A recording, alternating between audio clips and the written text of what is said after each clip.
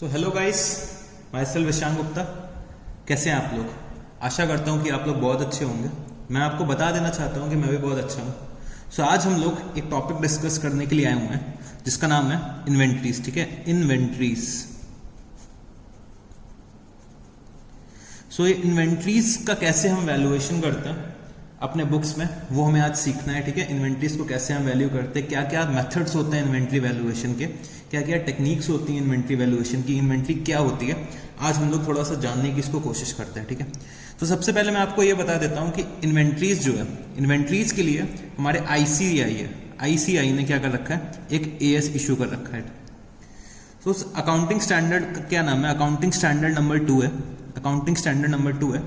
So accounting standard number 2 हमें सिखाता है कि इन्वेंट्रीज का कैसे हम वैल्यूएशन करना है। ठीक है, सो इन्वेंट्रीज का हमें कैसे वैल्यूएशन करना है और इन्वेंट्रीज की जो डेफिनेशन है, इन्वेंट्रीज क्या होती है, वो हमें अकाउंटिंग स्टैंडर्ड नंबर 2 ने बता रखा है। ठीक है, सो अकाउंटिंग स्टैंडर्ड 2 के हिसाब से इन्वेंट्री क्या होती है, inventory can be defined as an asset, inventory can be defined as an asset held। ठीक है, inventory can be defined as an asset held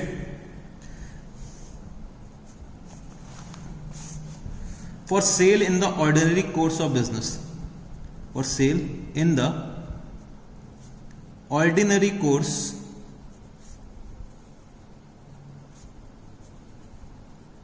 of business. ठीक है, या फिर हम लोग क्या बोल सकते हैं, in the process of production for such sale, या फिर in the form of material और supplies, in the form of material और supplies to be consumed in the production process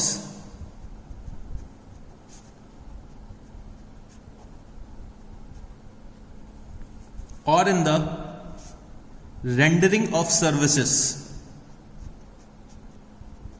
or in the rendering of services। ठीक है, so inventories क्या होते हैं, हमारे एसेट्स होते हैं। ठीक है, इन्वेंट्रीज वो हमारे एसेट्स होते हैं जिसमें बिजनेस क्या करता है, डील करता है। ठीक है, जिसमें बिजनेस क्या करता है, डील करता है। तो इन्वेंट्रीज के बेसिकली 3 फॉर्म्स होते हैं, पता है, इन्वेंट्रीज के बेसिकली 3 फॉर्म्स होते हैं जिसको हम लोग बोल सकते हैं। इन्वेंट्रीज के जो बेसिकली 3 फॉर्म्स क्या होते हैं, एक होता है रॉ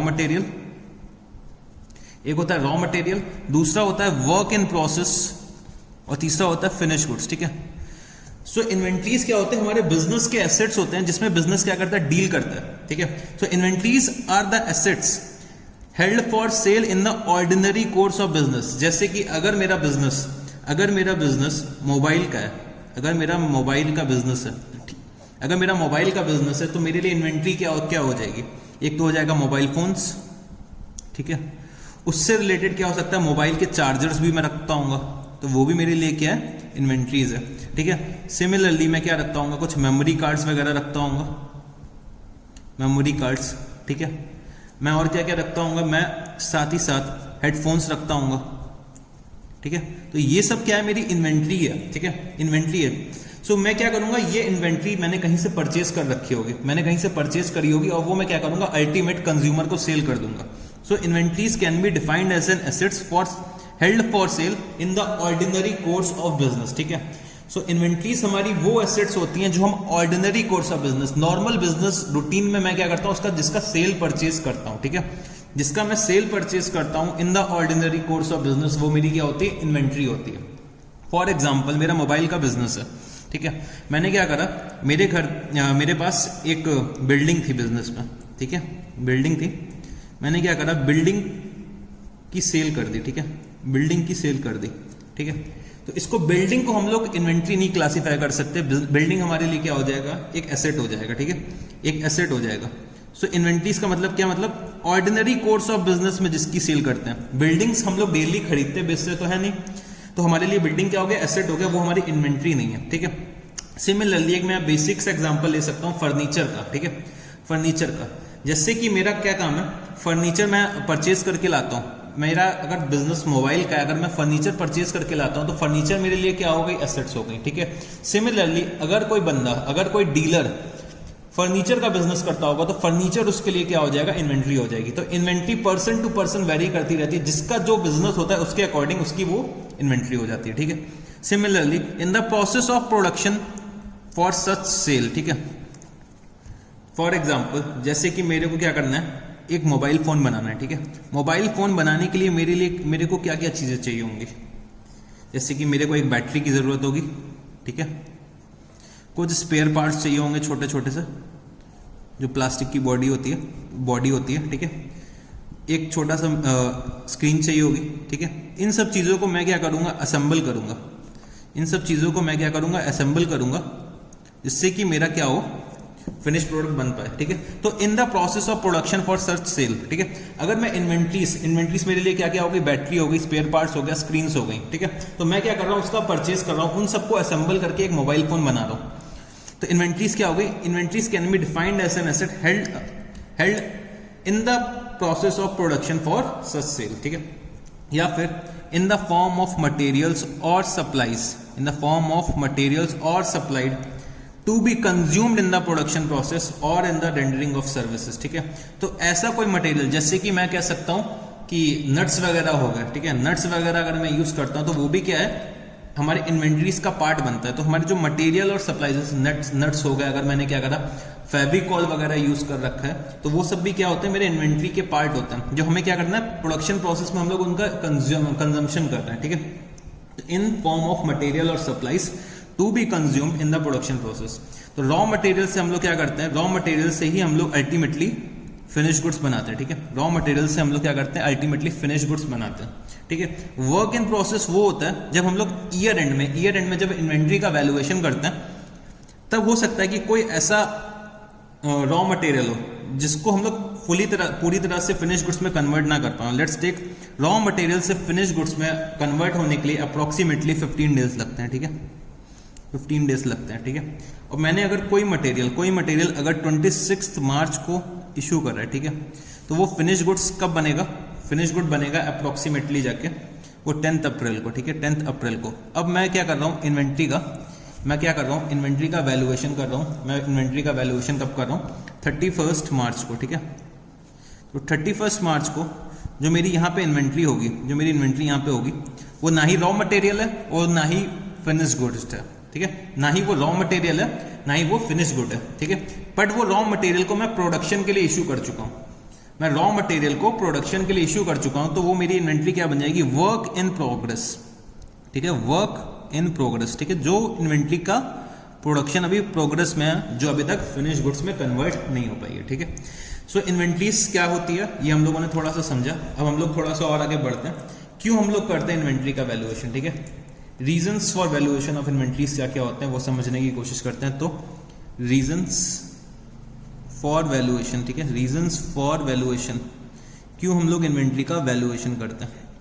ठीक है, तो सबसे पहले हमें क्या पता क्यों करते हैं, डिटर्मिनेशन ऑफ इनकम। हमें क्या करना होता है, अपनी इनकम निकालनी होती है। ठीक है, जब हम लोग ईयर एंड पे प्रॉफिट एंड लॉस अकाउंट बनाते हैं, ठीक है, जब हम लोग ईयर एंड में प्रॉफिट एंड लॉस अकाउंट बनाते हैं, तो उसमें हमें क्या देखना पड़ता है, टू मैच हमारा जो एक कन्वेंशन आपने पढ़ा होगा जरूर से, मैचिंग कॉन्सेप्ट। ठीक है, मैचिंग कॉन्सेप्ट क्या कहता है, मैचिंग कॉन्सेप्ट ये कहता है कि जितना सेल को जनरेट करने के लिए कॉस्ट लगी है वो हमें पूरी लेकर चलना है। ठीक है, जितना भी कॉस्ट लग रहा है टू सेल, हमें पूरा का पूरा लेकर चलना है। फॉर एग्जांपल, जैसे मैंने क्या करा, कुछ गुड्स परचेज करे। ठीक है, लेट्स टेक 100 यूनिट्स परचेज करे। ठीक है, 100 यूनिट्स मैंने परचेज करे। ठीक, 100 यूनिट्स परचेज करे मैंने, और मैंने कितने सेल कर पाया, सेल मैं कर पाया हूँ वो कितने यूनिट्स है, सेल मैं कर पाया सिर्फ 75 यूनिट्स का। ठीक है, सेल मैंने करी 75 यूनिट्स की, और मैंने परचेज कितने करे थे, 100 यूनिट्स। ठीक है, जब मैं अपनी इनकम निकालूंगा, तो मेरे को क्या करना पड़ेगा, 25 यूनिट्स को भी कंसिडर करना पड़ेगा। ठीक है, जो हमारा 25 यूनिट्स जो अभी तक सेल नहीं हो पाया, जो मेरे क्लोजिंग स्टॉक का पार्ट है, तो उसको भी मैं क्या करूंगा, अपनी इनकम निकालने के लिए कंसिडर करूंगा, ठीक है, मैं अपनी इनकम निकालने के लिए कंसिडर करूंगा, ठीक है। तो इसको मैं क्या करता हूँ, कॉस्ट पे ले लेता हूँ, ठीक है, at cost.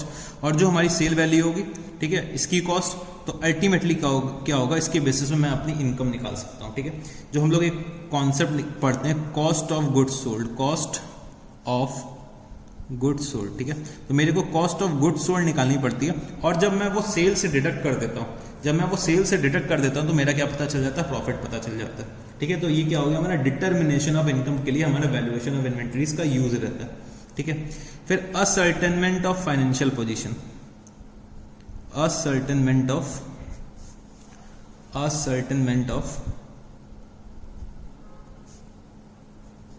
Financial position. So हमारी फाइनेंशियल पोजीशन असर्टन करने में इन्वेंटरीज का एक बहुत ही इंपॉर्टेंट रोल रहता है। जब हम लोग बैलेंस शीट बनाते हैं 31 मार्च को, जब बैलेंस शीट बनाते हैं, तो जो इन्वेंटरीज हमारी क्या होती है, करंट एसेट्स होती हैं, ठीक है। सो हम अगर इन्वेंटरीज जो हमारी करंट एसेट होती हैं, जो बिजनेस का स्टॉक जो होता है वो मेरे पास रखा होता है, तो उसको भी मेरे को क्या करना पड़ता है, अपने एज एन एसेट्स दिखाना पड़ता है बैलेंस शीट में, ठीक है। बैलेंस शीट में हम लोग इन्वेंटरीज को एज एन एसेट्स दिखाते हैं, ठीक है। तो हम लोगों की फाइनेंशियल पोजीशन वो डिटरमाइन करती है, ठीक है। अगर हम लोग इन्वेंटरीज को बैलेंस शीट में ना दिखाएं तो हमारी करेक्ट फाइनेंशियल पोजीशन नहीं पता चल सकती, ठीक है। So ascertainment of financial position. Next क्या होता है, लिक्विडिटी एनालिसिस। लिक्विडिटी एनालिसिस, तो इन्वेंटरीज हमारा क्या इंपॉर्टेंट रोल करती है लिक्विडिटी एनालिसिस को डिटरमाइन करने में, ठीक है। जैसे मेरा स्टॉक है, स्टॉक कितने दिन में कैश में कन्वर्ट हो जाएगा, ठीक है। जो मेरा स्टॉक है वो कितने दिन में कैश में कन्वर्ट हो जाएगा, ये एक इंपॉर्टेंट रोल डिटरमाइन करता है कि हमारी लिक्विडिटी बिजनेस में कितनी होगी, ठीक है। हमारी बिजनेस की लिक्विडिटी कितनी है, ठीक है। तो सिमिलरली एक रेशियो पढ़ते हैं हम लोग, करंट रेशियो। तो करंट रेशियो में हम लोग क्या करते थे, इन्वेंटरीज को अपने करंट रेशियो का पार्ट मानते थे कि करंट रेशियो मतलब कि क्या रेशियो है हमारा करंट एसेट्स टू लायबिलिटीज, ठीक है। हम कितना टाइम लेते हैं, हमारा करंट रेशियो क्या है, ठीक है। सो करंट रेशियो और हम लोग अपने स्टॉक को कितनी जल्दी कैश में कन्वर्ट कर लेते हैं, तो ये हम क्या करते हैं, लिक्विडिटी एनालिसिस करते हैं, ठीक है। उसके बाद एक पॉइंट और होता है स्टैट्यूटरी कंप्लायंसेस, ठीक है। स्टैट्यूटरी कंप्लायंस करना पड़ता है हमें, स्टैट्यूटरी कंप्लायंस करना पड़ता है हमें। कंपनीज एक्ट 2013 का कंप्लायंस भी करना पड़ता है। कंपनीज एक्ट 2013 के अकॉर्डिंग हमें क्या करना पड़ता है, इन्वेंटरीज का वैल्यूएशन करना जो है वो मैंडेटरी है, और हमें क्या करना पड़ता है, इसको अपने फाइनेंशियल स्टेटमेंट्स में, हमें इसको अपने फाइनेंशियल स्टेटमेंट्स में डिस्क्लोज भी करना पड़ता है, ठीक है। फाइनेंशियल स्टेटमेंट्स में डिस्क्लोज करना पड़ता है। तो ये सब रीजंस होते हैं क्या, इन्वेंटरी वैल्यूएशन के लिए, क्या क्या, determination of income, ascertainment of financial position, liquidity analysis और स्टैट्यूटरी कंप्लायंसेस, ठीक है। तो ये सब चीजें होती हैं। अब जब हमारा अकाउंटिंग स्टैंडर्ड यहाँ पे क्या बोलता है, अकाउंटिंग स्टैंडर्ड नंबर 2 क्या बोलता है, जो हमें इन्वेंटरी का वैल्यूएशन करना होता है, वो हमें या तो कॉस्ट पे करना होता है, जो हमने जिस कॉस्ट पे हमने परचेज कर रखा है, या फिर और नेट रियलाइजेबल वैल्यू पे करना होता है, नेट रियलाइजेबल वैल्यू पे करना होता है। तो विच एवर इज लोअर, तो इन्वेंट्री का वैल्यूएशन हमेशा के लिए याद रख लेना, एट कॉस्ट और net realisable value, at cost और net realisable value whichever is lower, ठीक है। विच एवर इज लोअर उस पर हम लोग करते हैं, जो हमारी कॉस्ट है या फिर net realisable value. Net realisable value क्या होती है वो भी समझ लेते हैं। नेट रियलाइजेबल वैल्यू क्या होती है, हमारी estimated selling price minus estimated cost to sell, ठीक है। हमारी क्या सेलिंग प्राइस है, एस्टिमेटेड सेलिंग प्राइस क्या है, और हमें गुड्स को सेल करने के लिए कितनी कॉस्ट इनकर करनी पड़ती है, क्या हमारी सेलिंग प्राइस है और हमें कितनी कॉस्ट इनकर करनी पड़ती है गुड्स को सेल करने के लिए, वही हमारी नेट रियलाइजेबल वैल्यू होती है, ठीक है। तो estimated selling price minus estimated cost to sell, ठीक है। क्या हमारी कॉस्ट होती है गुड्स को सेल करने के लिए, अगर इन दोनों को हम लोग अगर हमें क्वेश्चन में दे रखे तो हमें सेलिंग प्राइस में से कॉस्ट टू सेल माइनस करना होगा, तो मेरी क्या निकल के आ जाएगी, नेट रियलाइजेबल वैल्यू, ठीक है।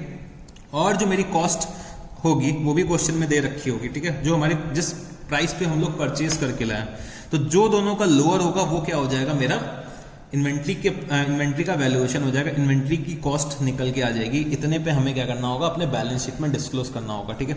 फॉर एग्जांपल जैसे कि हम लोग एक यहाँ पे एग्जांपल ले सकते हैं, ठीक है। एक एग्जांपल अगर यहाँ पे लें, हमारी क्या है, कॉस्ट है इन्वेंट्री की, लेट्स टेक 10,000 रुपीज, ठीक है। 10,000 रुपीज कॉस्ट है, ठीक है। और जो हमें क्या दे रखा हुआ है, सेलिंग प्राइस दे रखा हुआ है, सेलिंग प्राइस दे रखा है, सेलिंग प्राइस दे रखा हुआ है 11,000 रुपीज, ठीक है। 11,000 rupees and estimated cost to sell क्या है, कॉस्ट टू सेल क्या है, खर्चे हमारे कितने हैं, कॉस्ट टू सेल है मेरे 500 रुपए, ठीक है। 500 रुपीज मेरी कॉस्ट टू सेल है, तो मेरी एनआरवी क्या आ जाएगी, नेट रियलाइजेबल वैल्यू कितनी आ जाएगी, रुपीज 10,500, ठीक है। 10,500 और 10,000 विच एवर इज लोअर, तो कितना लोअर है, 10,000 rupees is the lower from the two, ठीक है। दोनों में से छोटा कौन सा है, 10,000 रुपीज। तो 10,000 रुपीज मेरी क्या होगी, इन्वेंट्री की कॉस्ट होगी, ठीक है, एट कॉस्ट और NRV which ever is lower, ठीक है। तो ये हमने क्या पढ़ा, इन्वेंट्री के वैल्यूएशन के लिए हम जो हम लोग इन्वेंट्री में कॉस्ट का वैल्यूएशन करते हैं, थोड़ा सा वो भी हम लोग समझ लेते हैं, ठीक है। लेट्स टेक, ये क्या है, सप्लायर का गोडाउन है, ये सप्लायर का गोडाउन है जिससे हम लोग क्या करते हैं, गुड्स परचेज करते हैं, ठीक है। और ये मेरा गोडाउन है, ठीक है, ये मेरा गोडाउन है, मेरा नाम है लेट्स टेक एक्स, और ये कौन है, मेरा नाम है ए और सप्लायर का क्या नाम है, एक्स, ठीक है। और ये मेरा गोडाउन है, ठीक है। मैंने सप्लायर एक्स से मैंने गुड्स जो परचेज करे, लेट्स टेक 1 लाख रुपीज के परचेज करे, ठीक है, 1 लाख रुपीज के परचेज करे, ठीक। तो जब मैंने एक्स सप्लायर से परचेज करे, तो मैंने कितने परचेज करे, 1 लाख रुपए के उसने गुड्स मेरे को भेज दिए, ठीक है। प्लस अब मैंने क्या करा, यहाँ पे वो गुड्स एक्स के गोडाउन पे रखे हुए हैं, ठीक है, एक्स के गोडाउन पे 1 लाख रुपीज के गुड्स रखे हुए हैं। अब उस गुड्स को मेरे को क्या करना होगा, अपने गोडाउन तक लेकर आना होगा, ठीक है। उसके लिए मैं कुछ फ्रेट के कुछ खर्चे इनकर करूंगा, फ्रेट के चार्जेस इनकर करूंगा, कुछ फ्रेट इनकर करूंगा। मैं साथ ही साथ क्या करूंगा, अपने गुड्स का कुछ ना कुछ इंश्योरेंस भी कराऊंगा, क्योंकि रास्ते में कोई डर है अगर चोरी हो गए या फिर कुछ लॉस हो गया, कुछ भी हो गया, तो वो भी मैं करूंगा। कुछ मैं रास्ते में फ्रेट इनकर करूंगा, कुछ मैं इंश्योरेंस इनकर करूंगा। तो लेट्स टेक, फ्रेट मैंने इनकर करा 1,000 रुपीज का, और इंश्योरेंस जो मैंने इनकर करा वो करा 500 रुपीज का, ठीक है। प्लस मैंने क्या करा, जो मैं ये अपना लोडर लेकर गया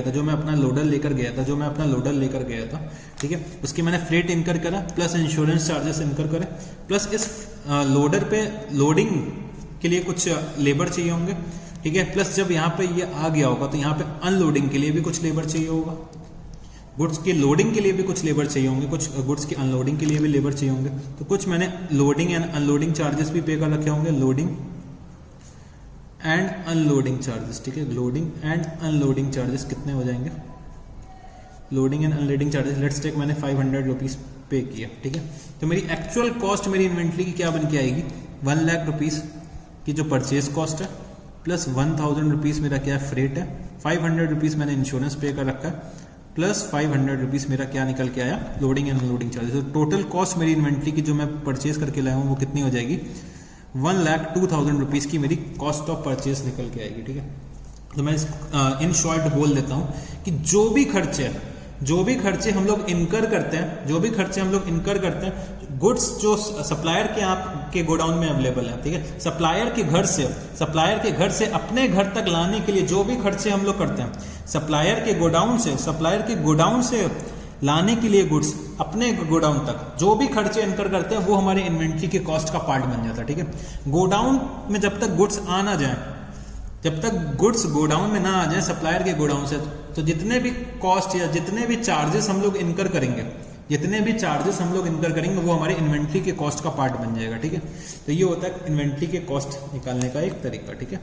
चलो, नेट रियलाइजेबल वैल्यू तो हम लोगों ने डिस्कस कर ही लिया है, ठीक है। तो चलो अब हम लोग नेक्स्ट टॉपिक के लिए आगे बढ़ते हैं। क्या क्या मेथड्स होते हैं, क्या क्या टेक्निक्स होती हैं इन्वेंट्री के वैल्यूएशन के लिए, ठीक है। So inventory valuation techniques, inventory valuation techniques, ठीक है, इन्वेंट्री वैल्यूएशन टेक्निक्स या मेथड्स कह सकते हैं, इन्वेंट्री वैल्यूएशन टेक्निक्स। तो सबसे पहले हम ये समझना है, इन्वेंट्री के वैल्यूएशन के लिए हम लोग इसको 2 पार्ट्स में डिवाइड कर देते हैं, ठीक है, 2 पार्ट्स में डिवाइड कर देते हैं। पहला पार्ट क्या होता है, इन्वेंट्री नॉट ऑर्डिनरी इंटरचेंजेबल, ठीक है, इन्वेंट्री नॉट ऑर्डिनरी इंटरचेंजेबल, मतलब कोई एक पर्टिकुलर इन्वेंट्री को हम दूसरे के प्लेस में यूज नहीं कर सकते हैं। जब हम लोग ये मानते हैं कि इन्वेंट्रीज क्या है, जो जिस स्पेसिफिक पर्पस के लिए खरीदी गई है सिर्फ उसी के लिए ही यूज हो सकती है, ठीक है। जिस स्पेसिफिक पर्पस के लिए खरीद रखी है उसी पर्पस के लिए जब हम इन्वेंट्री यूज कर सकते हैं तो क्या होता है, इन्वेंट्री नॉट ऑर्डिनरली इंटरचेंजेबल, ठीक है। तो इसके अंदर एक मेथड प्रिस्क्राइब करा गया है, इसके अंदर एक मेथड प्रिस्क्राइब करा गया है, उस मेथड का क्या नाम है, इसके अंदर जो मेथड प्रिस्क्राइब करा गया है उसका नाम है स्पेसिफिक प्राइस मेथड, ठीक है। Specific price method, specific price method, ठीक है। तो जो स्पेसिफिक प्राइस मेथड है हमारा, स्पेसिफिक प्राइस मेथड में हम लोग क्या करते हैं, जब जो हम लोग मटेरियल्स को खरीदते हैं, मटेरियल को जो खरीद के लाए वो हम लोग स्पेसिफिक जॉब में चार्ज कर देते हैं, जिस जॉब के लिए मेरे को मटेरियल की रिक्वायरमेंट है, ठीक है। लेट्स टेक, मैं कोई चीज़ का प्रोडक्शन कर रहा हूँ, ठीक है, मैं प्रोडक्शन कर रहा हूँ और अचानक से मेरे को किसी कोई एक मटेरियल की रिक्वायरमेंट आ गई, ठीक है। कोई भी एक मटेरियल की मेरे पास लेट्स टेक एक्स की रिक्वायरमेंट आई, ठीक है। और जो ये एक्स मटेरियल है वो सिर्फ इसी जॉब में यूज करना है। लेट्स टेक जॉब का नाम है एबीसी, ठीक है। एबीसी हम लोग कुछ जॉब का नाम है हमने रख रखा है और इस एबीसी जॉब के लिए हमें सिर्फ एक्स की रिक्वायरमेंट आ गई। एक्स का कोई और यूज नहीं है मेरी फैक्ट्री में, एक्स का कोई और यूज नहीं है, बस सिर्फ स्पेसिफिक इस जॉब के लिए हमें खरीदना है, ठीक है। इस जॉब के लिए खरीदना है तो हम लोग क्या करेंगे, एक्स का जो प्राइस है जो खरीद के लाएंगे उसी को हम लोग क्या करेंगे, इस जॉब में एलोकेट कर देंगे, ठीक है। इसको बोलते हैं specific price method. For example, इससे अच्छा मैं एक और एग्जांपल ले सकता हूँ, ठीक है। जैसे कि मैं अभी क्लास में पढ़ा रहा हूँ, ठीक है, मैं अभी यहाँ पे क्लास ले रहा हूँ, ठीक है। अर्जेंटली मेरे को क्या हुआ, क्लास के लिए मेरे को एक कैलकुलेटर की रिक्वायरमेंट है, ठीक है। कैलकुलेटर के लिए रिक्वायरमेंट है तो मैं क्या करूंगा, कैलकुलेटर के लिए तुरंत ही किसी एक बंदे को भेजूंगा, तुरंत ही किसी एक अपने एम्प्लॉय को भेजूंगा और उससे कहूंगा कि कैलकुलेटर खरीद के लाओ, ठीक है। तो जो कैलकुलेटर की कॉस्ट है वो हम लोग क्या करेंगे, अपने अकाउंट्स की क्लास में एलोकेट कर देंगे, क्योंकि हमें इसी पर्पस के लिए ही कैलकुलेटर चाहिए था। हमें अपनी अकाउंट्स की क्लास के लिए ही कैलकुलेटर चाहिए था, जिसको मैंने मार्केट से परचेज करा। तो जो मैं परचेज करके लाया वो मेरी क्या हो गई, परचेज कॉस्ट हो गई। तो वही मैं इश्यू प्राइस दिखाऊंगा जब मैं अपने जॉब की कॉस्ट निकालूंगा, जब मैं अपनी कॉस्ट निकालूंगा प्रोडक्शन की, ठीक है। तो inventory is not ordinary interchangeable. Next क्या होता है, इन्वेंट्रीज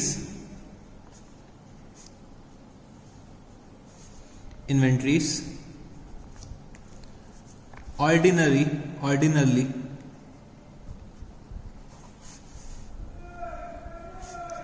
इंटरचेंजेबल, ठीक है। इंटरचेंजेबल, जब हम लोग inventories in place of another use कर सकते हैं, ठीक है। मतलब हम लोग ऑर्डिनरली इंटरचेंजेबल, हमारा मतलब क्या है कि प्रोडक्शन प्रोसेस मेरे यहाँ 3 चल रहे हैं, ठीक है। एक ए है, एक बी है और एक सी है, ठीक है। 3 प्रोडक्शन प्रोसेस चल रहे हैं, ठीक है। और मेरा कोई एक मटेरियल है एक्स, ठीक है, वो एक्स है, वो एक्स जो है वो ए में भी यूज हो जाता है, बी में भी यूज हो जाता है और सी में भी यूज हो जाता है, ठीक है। तीनों के तीनों प्रोडक्शन प्रोसेस में ए और बी और सी में तीनों में यूज हो जाता है। तो इन्वेंट्रीज मींस ऑर्डिनरली इंटरचेंजेबल, मतलब मैंने जो एक्स परचेज करा वो मैं किसी भी जॉब में एलोकेट कर सकता हूं, ठीक है। सो इन्वेंट्रीज ऑर्डिनरी इंटरचेंजेबल के लिए हम लोग 2 मेथड यूज करते हैं। एक होता है हिस्टोरिकल कॉस्ट, एक होता है historical cost method, historical cost method, ठीक है। एक होता है हमारा non historical cost method, non historical cost method, ठीक है। सो इसके अंदर हम लोग क्या करते हैं, हिस्टोरिकल कॉस्ट मेथड के अंदर, हिस्टोरिकल कॉस्ट मेथड के अंदर भी हिस्टोरिकल कॉस्ट, जिसमें मतलब हम लोग पुरानी परचेज प्राइस का यूज कर रहे हैं, जो हम लोग हमारी पुरानी परचेज प्राइस है उनका यूज करके हम लोगों को क्या निकालना है, अपना इश्यू प्राइस निकालना है, ठीक है। हमें क्या निकालना है, अपना इश्यू प्राइस निकालना है, ठीक है। तो समझते हैं, एक होता है फीफो, ठीक है, एक होता है फीफो, एक होता है हमारा लीफो, ठीक है। एक होता है हमारा फीफो, दूसरा होता है हमारा क्या, लीफो, तीसरा जो होता है हमारा simple average price, simple average price, और एक और क्या होता है, weighted average price, weighted average price, ठीक है। तो फीफो हमारा क्या होता है, फीफो का मतलब होता है फर्स्ट इन, फीफो का मतलब क्या होता है, फर्स्ट इन फर्स्ट आउट, ठीक है।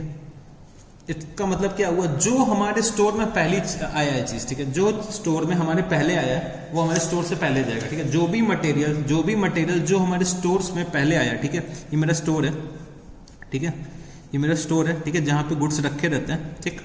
इसमें जो चीज पहले आई, ठीक है, जो चीज पहले आई वो पहले जाएगी।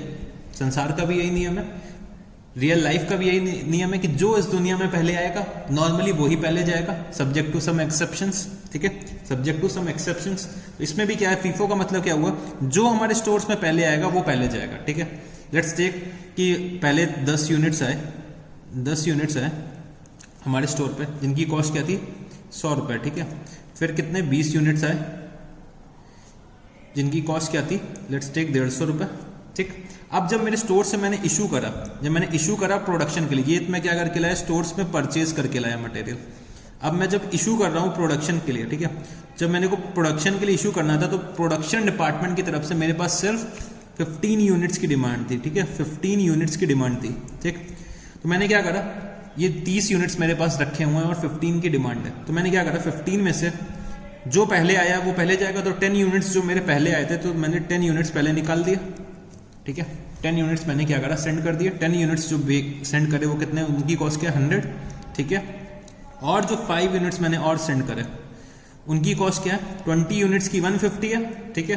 तो 1 की कितनी निकल के आएगी, 1 यूनिट की निकल के आएगी 7.5, तो 5 यूनिट्स की 37.5। तो मैं क्या करूंगा, जॉब में जिस काम के लिए मटेरियल जा रहा है उसकी क्या प्राइस हो जाएगी 137.5। तो ये फीफो मेथड क्या कहता है, जो इस दुनिया में पहले आया वो इस दुनिया से पहले जाएगा, ठीक है। फिर क्या होता है लीफो, ठीक है। लीफो का मतलब क्या होता है, लीफो का मतलब होता है last in first out, last in first out, ठीक है। लास्ट इन फर्स्ट आउट का मतलब क्या होता है, जो सबसे लास्ट में आया वो सबसे पहले जाएगा, जो सबसे लास्ट में आया वो सबसे पहले जाएगा, ठीक है। इसका मतलब क्या हुआ, जैसे कि मेरा स्टोर्स है, ठीक है, स्टोर्स में क्या हुआ, सिमिलरली इस एग्जांपल को ही हम लोग कंटिन्यू कर लेते हैं, इस एग्जांपल को ही कंटिन्यू कर लेते हैं। जैसे 10 यूनिट्स आए, ठीक है, फिर 20 यूनिट्स आए, ठीक है, टोटल मेरे पास 30 यूनिट्स है। 30 यूनिट्स में मैंने क्या करा, 15 यूनिट्स इशू कर दिए, बट इस बार क्या था, मैं लीफो मेथड से कर रहा था। तो लीफो मेथड से मैं जब इसकी प्राइस निकालूंगा एज पर लीफो, तो 15 यूनिट्स मैंने इशू करे, तो जो मेरे लास्ट में आए थे वो पहले जाएंगे। तो लास्ट का कौन से आए थे, 20 यूनिट्स लास्ट में आए थे, बाद में आए थे। तो 20 यूनिट्स में से 15 यूनिट्स मैं पहले भेजूंगा और जो 10 यूनिट्स है वो मैं अभी रखे रहूंगा, ठीक है। तो 15 यूनिट्स जब मैं बेचूंगा तो 15 यूनिट्स की जो कॉस्ट निकल के आएगी वो कितनी निकल के आ जाएगी, 1 यूनिट की 7.5 है, तो 15 यूनिट्स की कितनी निकल के आएगी, 15 यूनिट्स की आ जाएगी, 15 यूनिट्स की आएगी, 15 इंटू 7.5 इज 112.5, ठीक है, 112.5। तो ये हमारा क्या हो गया, लीफो मेथड से हो गया।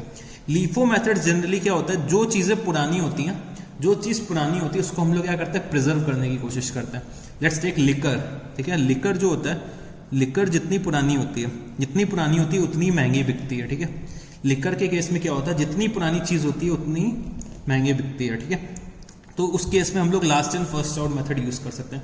जनरली कौन सा मेथड यूज होता है, मोस्टली फीफो मेथड यूज होता है। फीफो क्या होता है, जो चीज पहले आई है, क्योंकि हमें डर होता है क्योंकि वो चीज एक्सपायर ना हो जाए। जैसे कि हम लोग अगर कंज्यूमर गुड्स में ही क्यों ना आ जाए, ठीक है, दाल चावल या कोई भी चीज हो गई जिसमें क्या होता है एक्सपायरी डेट होती है, तो उसमें क्या होता है जो चीज पहले आई हम लोग कोशिश करते हैं कि उसका स्टॉक पहले क्लियर करें। तो industry wide generally FIFO method ही यूज होता है, ठीक है। सिंपल एवरेज प्राइस क्या होता है, अब ये भी समझ लेते हैं। सिंपल एवरेज प्राइस हमें क्या करना है, प्राइसिंग कैसे करनी है, सिंपल एवरेज प्राइस पे करना है, ठीक है। सिंपल एवरेज प्राइस पे फिर से मैं यही एग्जांपल लेता हूं, ठीक है। 10 यूनिट्स में इन कर रहा हूं 100 पे, 20 यूनिट्स में इन कर रहा हूं कितने पे, 150 पे, ठीक। और मेरे को इशू कितने करने हैं, 15 यूनिट्स। तो मैं क्या करूंगा, एक सिंपल एवरेज प्राइस निकालूंगा।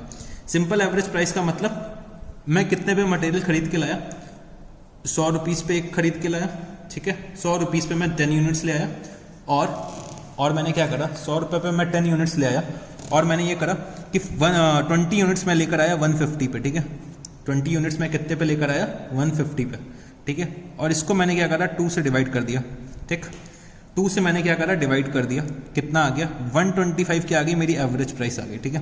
125 मेरी एवरेज प्राइस आ गई और इसको मैंने नंबर ऑफ यूनिट्स इशू से मल्टीप्लाई कर दिया।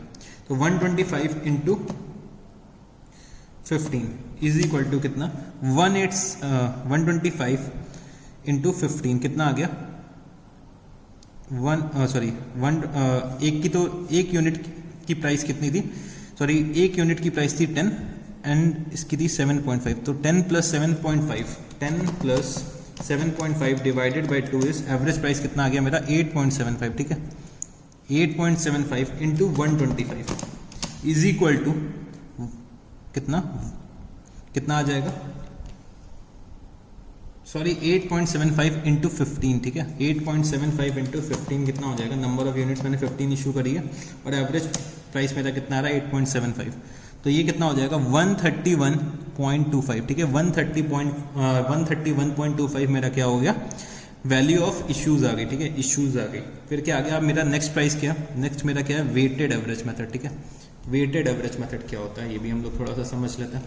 तो वेटेड एवरेज प्राइस में हम लोग क्या करते हैं, वेटेड एवरेज प्राइस में हम लोग क्या करते हैं, हम लोग क्या करेंगे जितने यूनिट्स खरीद के लाए उसका वेट्स निकाल के नंबर ऑफ यूनिट से डिवाइड कर देंगे, ठीक है तो हमें क्या मिल जाएगी, एक वेटेड एवरेज प्राइस मिल जाएगा। तो वेट्स निकालने के लिए हम लोग क्या करेंगे, 10 यूनिट्स हमने कितने के परचेस करे, 100 रुपीज़ के, ठीक है तो 10 इंटू 10 मतलब 100 रुपीज़ के परचेस करें। 20 यूनिट्स जो हमने परचेस करें उनकी प्राइस क्या थी, 7.5, ठीक है 7.5 मतलब 150, और मैंने क्या करा टोटल क्वांटिटी से डिवाइड कर दिया, तो 10 प्लस 20, ठीक है तो यहाँ पे मेरी क्या आ गई, एक वेटेड एवरेज प्राइस आ गई, ठीक है वेटेड एवरेज प्राइस अगर मैं देखूँ तो 100 plus 150 divided by 30 is weighted average price मेरी क्या आई 8.33, ठीक है 8.33 आई, ठीक है 8.33 आई। उसको मैंने क्या करा, नंबर ऑफ यूनिट्स इशू से मल्टीप्लाई कर दिया, तो 15 इंटू 8.33 कितना हो गया, ये निकल के आ जाएगा 125 रुपीज़, ठीक है 125 रुपीज़ मेरा क्या आ गया, इशू की वैल्यू आ गई, ठीक है। तो ये जो बेसिकली 4 मेथड्स होते हैं ये जनरली यूज होते हैं, ठीक है। सबसे कॉमन मेथड फीफो आप लोगों को देखने को मिलेगा और वेटेड एवरेज देखने को मिलेगा, ठीक है, जो नॉर्मल इंडस्ट्री वाइड यूज होता है, ठीक है। बाकी लीफो और सिंपल एवरेज प्राइस रेयरली कहीं यूज होते होंगे, ठीक है, जैसे कि मैंने एक बताया लिकर के केस में, ठीक है। सो ये मेथड्स बेसिकली हर जगह यूज होते हैं। तो सिंपल एवरेज अगर मैं इसका फॉर्मूला लिखना चाहूँ, तो क्या हो जाएगा formula, quantity, total quantity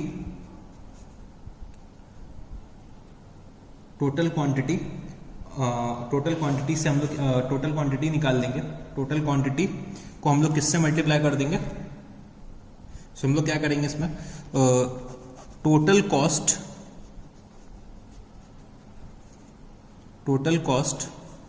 of material divide क्या कर देंगे, किससे कर देंगे, टोटल क्वांटिटी से, ठीक है, टोटल क्वांटिटी से डिवाइड कर देंगे, ठीक। सिंपल एवरेज प्राइस में हम लोग क्या करेंगे, सिंपल एवरेज प्राइस में हम क्या करेंगे, जितने भी प्राइसेस होंगे प्राइसेस का टोटल करेंगे और नंबर ऑफ प्राइसेस से डिवाइड कर देंगे, ठीक है, प्राइसेस का total plus number of prices से डिवाइड कर देंगे, तो मेरी क्या आ जाएगी, सिंपल एवरेज प्राइस आ जाएगी, ठीक है। अब नॉन हिस्टोरिकल मेथड में क्या क्या होता है वो भी हम लोग थोड़ा सा समझ लेते हैं। तो नॉन हिस्टोरिकल मेथड में बेसिकली 3 चीजें होती है, ठीक है।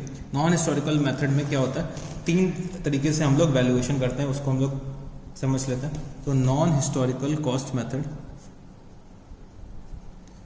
Non historical cost method, non historical cost method. So non historical cost method में सबसे पहला जो मेरा मेथड होता है वो होता है एक स्टैंडर्ड कॉस्ट, ठीक है, स्टैंडर्ड कॉस्ट। तो स्टैंडर्ड कॉस्ट को जनरली हम लोग कब यूज करते हैं, स्टैंडर्ड कॉस्ट को कब यूज करते हैं, स्टैंडर्ड कॉस्ट को जब हम लोग यूज करते हैं जब देखते हैं कि हम लोगों के पास क्या हो रहा है, मटेरियल कंसिस्टेंटली आता रहता है और मटेरियल हमारे स्टोर से इश्यू हो रहा है, ठीक है। मटेरियल्स का जो फ्रीक्वेंसी होती है वो बहुत ज़्यादा है, ठीक है। जब फ्रीक्वेंसी बहुत ज़्यादा हो जाती है तो हम लोग क्या करते हैं, जो हमारे इनटेक्स होते हैं मतलब स्टोर्स में जो मटेरियल आ रहा है, ठीक है, उसको तो हम लोग परचेज प्राइस पे लिख देंगे। जो हमारे इश्यूज हो रहे हैं उसको हम लोग क्या करते हैं, एक स्टैंडर्ड सेट कर देते हैं, एक स्टैंडर्ड कॉस्ट सेट कर देते हैं किसी मटेरियल की स्टैंडर्ड कॉस्ट सेट कर लेंगे और उसी स्टैंडर्ड कॉस्ट में हम लोग क्या करेंगे, इश्यूज करेंगे। एक स्टैंडर्ड कॉस्ट हम लोग बेंचमार्क सेट कर देंगे, प्राइस एक फिक्स कर देंगे कि जितने भी इश्यूज होंगे उस मटेरियल के हम लोग क्या करेंगे, स्टैंडर्ड कॉस्ट पे करेंगे, ठीक है। तो ये हमारा क्या हो गया, स्टैंडर्ड कॉस्ट मेथड हो गया। नेक्स्ट हमारा क्या हो गया, नेक्स्ट हमारा होता है एडजस्टेड सेलिंग प्राइस। तो एडजस्टेड सेलिंग प्राइस मेथड, ठीक है, एडजस्टेड सेलिंग प्राइस मेथड, इसको और क्या बोल सकते हैं, retail inventory method, retail inventory method. अब इसका क्या यूज होता है मैं इसको भी बता देता हूँ। एडजस्टेड सेलिंग प्राइस का मेथड क्या होता है, कभी कभी क्या होता है हमारा जो स्टॉक होता है, जो हमारी इन्वेंट्रीज होती है, ठीक है, जो हमारी इन्वेंट्रीज या स्टॉक कह सकते हैं, जो हमारी इन्वेंट्रीज होती है उसकी कॉस्ट होती है, जब कॉस्ट कभी कभी क्या होती है, असर्टेनेबल होती है, ठीक है, असर्टेनेबल होती है, हम लोग उसकी कॉस्ट को असर्टेन नहीं कर सकते, ठीक है। जैसे मेरे स्टोर्स में बहुत सारा मटेरियल रखा हुआ है, ठीक है, बहुत सारा मटेरियल रखा हुआ है और मैं क्या कर रहा हूँ कि उसकी कॉस्ट असर्टेन नहीं कर पा रहा हूँ, मैं उसकी कॉस्ट को असर्टेन नहीं कर पा रहा हूँ। जब मैं उसकी कॉस्ट को असर्टेन नहीं कर पाता हूँ तो मैं क्या करता हूँ, उसकी जैसे मैंने क्या लिया, उस इन्वेंट्री की सेलिंग प्राइस ली, ठीक है, उस इन्वेंट्री की क्या करी, सेलिंग प्राइस ले ली, क्योंकि सेल तो मैं कर ही रहा हूँ उस इन्वेंट्री, बट मैं उसकी कॉस्ट को असर्टेन नहीं कर पा रहा हूँ कि मेरी कॉस्ट क्या है। लेट्स से मैंने कोई फिनिश गुड्स परचेज करा है, ठीक है, फिनिश गुड्स प्रोड्यूस करा है, तो मेरे को उसकी कॉस्ट नहीं पता चल पा रही, उस इन्वेंट्री की कॉस्ट नहीं असर्टेन कर पा रहा हूँ, बट मेरे को उसकी सेलिंग प्राइस पता है, मेरे को उसको सेलिंग प्राइस पता है, तो मैंने क्या करा, उसकी सेलिंग प्राइस लिखी, ठीक है, मैंने उसकी सेलिंग प्राइस लिखी, उस सेलिंग प्राइस से मैंने क्या करा, मैंने उस सेलिंग प्राइस से मार्जिन को डिडक्ट कर दिया, जो भी हमारा मार्जिन था, जो भी हम लोग प्रॉफिट का परसेंटेज होता है, मार्जिन का परसेंटेज हमने क्या करा, डिडक्ट कर दिया, तो मेरी कॉस्ट निकल आएगी। इस कॉस्ट पे हम लोग क्या करते हैं, वैल्यू कर लेते हैं इन्वेंट्री को, ठीक है, इस कॉस्ट पे हम लोग क्या कर लेते हैं, इन्वेंट्री का वैल्यूएशन कर लेते हैं, ठीक है, इस कॉस्ट में क्या करते हैं, इन्वेंट्री का वैल्यूएशन कर लेते हैं। इसके बाद एक और जो मेथड होता है, जो लास्ट मेथड होता है, उसको हम लोग क्या बोलते हैं, लेटेस्ट परचेज प्राइस, ठीक है। इस पे हम लोग क्या करते हैं, जो मटेरियल के इश्यूज होते हैं, जो हम लोग मटेरियल के इश्यूज करते हैं, वो हम लोग क्या करते हैं, लेटेस्ट परचेज प्राइस पे कर देते हैं, ठीक है, जो लेटेस्ट प्राइस अवेलेबल है मार्केट पे उस गुड्स का, जो लेटेस्ट प्राइस गुड्स का अवेलेबल है मार्केट का, उस पे हम लोग क्या करते हैं, इश्यूज कर देते हैं, जो भी हमारे लेटेस्ट प्राइस अवेलेबल है, ठीक है। तो ये बेसिकली 3 मेथड होते हैं नॉन हिस्टोरिकल कॉस्ट मेथड्स में, जो 3 तरीके होते हैं जिससे हम लोग क्या करते हैं, इन्वेंट्री का वैल्यूएशन करते हैं, ठीक है। तो चलो एक क्वेश्चन टेकअप करते हैं, और डिटेल में इसको थोड़ा सा समझने की कोशिश करते हैं। सो क्वेश्चन नंबर 3, ठीक है, क्वेश्चन नंबर 3 में क्या दे रखा हुआ है, the following are the details of a spare part of Shri Ram mills, ठीक है। 1st January 2016 opening inventory is nil. On 1st January 2016 purchases of 100 units at the rate ₹30 per unit. 15th जनवरी को क्या हुआ, इशूड फॉर कंजम्पशन या फिर issued for production कितना, 50 units. On 1st Feb purchases of 200 units at the rate 40 per unit. On 15th Feb issued for consumption 100 units and on 20th Feb issued for consumption is 100 units. And क्या कह रहा है question, find out the value of inventory as on 31st March 2016 if the company follows FIFO method, LIFO method and weighted average price method, ठीक है। तो इस question को हम लोग तीनों मेथड से समझने की कोशिश करते हैं, ठीक है, तीनों मेथड से करने की कोशिश करते हैं, ठीक है। तो सबसे पहले हमें क्या करना है, फीफो मेथड से करना है, ठीक है, फीफो मेथड से इस क्वेश्चन का हमें सॉल्यूशन करना है। तो फीफो मेथड के लिए सबसे पहले मैं क्या करूंगा, इसमें मैं क्वेश्चन नंबर कौन सा कर रहा हूँ, क्वेश्चन नंबर 3। तो वैल्यूएशन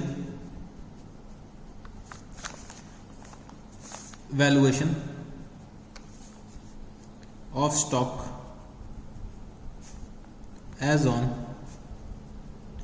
31st March 2016 ऑन क्या, फीफो बेसिस में कर रहा हूं, मैं किस पे कर रहा हूं, वैल्यू, फीफो बेसिस पे मैं वैल्यू कर रहा हूं, ठीक है। फीफो बेसिस पे मैं जब वैल्यू कर रहा हूं इसको, तो सबसे पहले मेरे को क्या करना पड़ेगा, डेट, ठीक है, डेट, फिर मेरे को क्या करना है, डेट,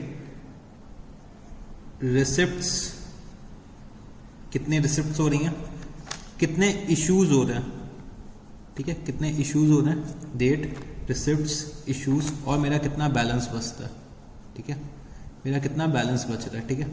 मैंने क्या करा, यहाँ पे लिख लिया क्वांटिटी रेट और अमाउंट, ठीक है। यहाँ पे भी मैंने क्या लिखा, क्वांटिटी रेट और अमाउंट, क्वांटिटी रेट और अमाउंट, ठीक है। मैंने क्या करा, इनके सब हेड्स बना लिए, सबके मैंने सब हेड्स बना लिए। और अब क्या करना है, इसका क्वेश्चन को सॉल्व करने की थोड़ी सी कोशिश करनी है। तो मेरा क्या था, 1 जनवरी 2016 में जो ओपनिंग इन्वेंट्री थी वो क्या थी, नील थी। तो ओपनिंग स्टॉक मेरे पास कुछ भी नहीं रखा हुआ है, ठीक है, ओपनिंग स्टॉक मेरे बिजनेस में कुछ भी नहीं है। फिर मैंने क्या करा, 1 जनवरी 2016 को परचेज करे 100 यूनिट्स, ठीक है।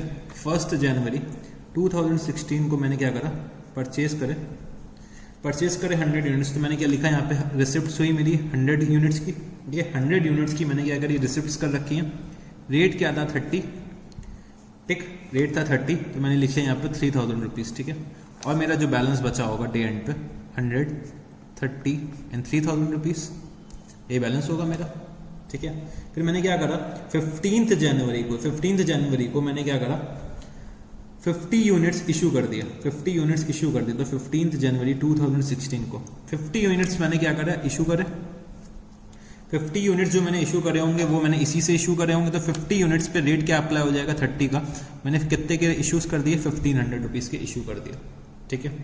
फिर मैंने क्या करा, 1 फेब को मैंने क्या करा, 1 फेब 16 को परचेज करे 200 यूनिट्स एट द रेट 40 पर यूनिट्स। तो 200 units at the rate 40 per unit मैंने टोटल परचेज कितनी करी, 8000 रुपए की, 8000 रुपीज़ की मैंने क्या करा, परचेज कर रखा। तो मेरा बैलेंस कितना हो जाएगा, अगर मैं यहाँ का बैलेंस देखूँ तो मेरे 50 यूनिट्स बचे होंगे 30 के रेट से 1500 रुपीज़ के, ठीक है। 50 यूनिट्स बचे होंगे 30 के रेट से 1500 रुपीज़ के। अब मेरा कितना बैलेंस आ जाएगा, 50 यूनिट्स एक तो 30 वाले 1500 के, प्लस जो मैं 200 यूनिट्स परचेज करके लाया हूँ, 200 यूनिट्स 40 वाले, 40 के प्राइस वाले 8000 रुपीज़ के, ठीक है। ये मैंने लिख दिया, ठीक है। मेरा 1 फेब को ये बैलेंस आ गया होगा। अब मैंने क्या करा, 15 फेब को इशूड फॉर कंजम्पशन 100 यूनिट्स, ठीक है। 15 फेब को मैंने क्या करा, 15 फेब 2016, ठीक है। 15 फेब 2016 को मैंने क्या करा, इशूड फॉर कंजम्पशन 100 यूनिट्स। मैंने 100 यूनिट्स को क्या करा, इशू करा, 100 यूनिट्स को इशू करा, ठीक है। 100 यूनिट्स जो मैंने इशू करे होंगे वो कौन कौन से होंगे, 50 यूनिट्स तो मेरे फीफो के हिसाब से जो पहले आया वो पहले जाएगा। तो 50 यूनिट्स जो हैं वो मेरे पहले आए हैं, ठीक है, वो मेरे पहले आए हैं। तो 50 यूनिट्स मैंने क्या करा, इससे इशू कर दिया। और जो मेरे बैलेंस थे वो मैंने इससे इशू कर दिए होंगे 200 वाली यूनिट से। तो 50 यूनिट्स इससे इशू करे, 50 यूनिट्स मैंने इससे इशू कर दिया, ठीक है। 50 यूनिट्स की जो प्राइस थी वो कितनी थी, 30, ये कितना हो गया 1500। और बाकी जो 50 यूनिट्स की प्राइस है वो कितना, 40, तो ये कितना हो गया 2000 रुपीज़, ठीक है। अब मेरा जो क्लोजिंग बैलेंस बचा होगा, क्लोजिंग बैलेंस कितना बचा होगा, 150 यूनिट्स 40 वाले 6000 रुपीज़, ठीक है, 6000 रुपीज़। इसके बाद मैंने क्या करा, 20th फेब को मैंने क्या करा, फिर से इशू कर दे यूनिट्स कंजम्पशन के लिए, ठीक है। कंजम्पशन के लिए मैंने फिर से यूनिट्स इशू करे। तो इशूड फॉर कंजम्पशन 100 यूनिट्स। अब 100 यूनिट्स मैंने पूरे के पूरे यही वाले इशू करे होंगे। 100 यूनिट्स जो मैंने इशू करे, 100 यूनिट्स जो मैंने इशू करे वो कितना हो जाएगा, 100 यूनिट्स मैंने इशू करे, ठीक है। तो 40 का रेट था, तो 100 इंटू 40 इज 4000, ठीक। जो मेरे बैलेंस यूनिट्स बचे वो कितने बचे, 50 यूनिट्स बचे। और इसको मैं कितने से मल्टीप्लाई कर दूंगा, 40 से। मेरी क्या वैल्यूएशन ऑफ इन्वेंट्री आ गई, 2000 रुपीज़ की मेरी वैल्यू आ गई इन्वेंट्री की, ठीक है।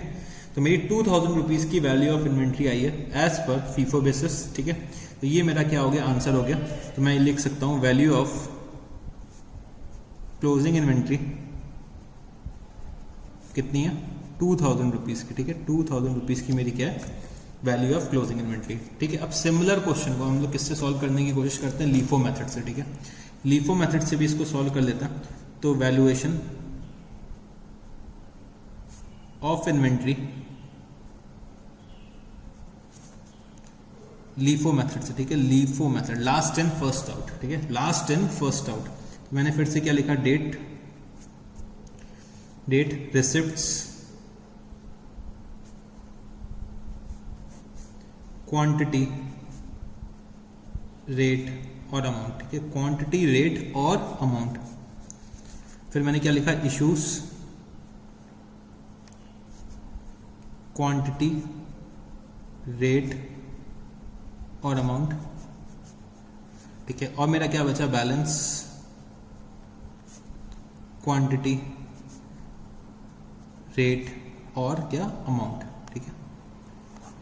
तो मैंने क्या करा, फॉर्मेट फटाफट क्विकली ड्रॉ कर लिया।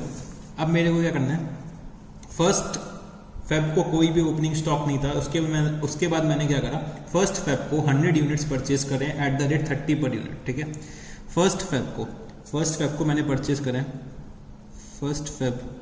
फर्स्ट जनवरी 2016 को मैंने क्या परचेज करें, 100 यूनिट्स परचेज करें। 100 यूनिट्स की क्या वैल्यू, 30 पर यूनिट, और मैंने लिखा क्या, 3000 रुपीज़। तो 100 इंटू 30 इज 3000।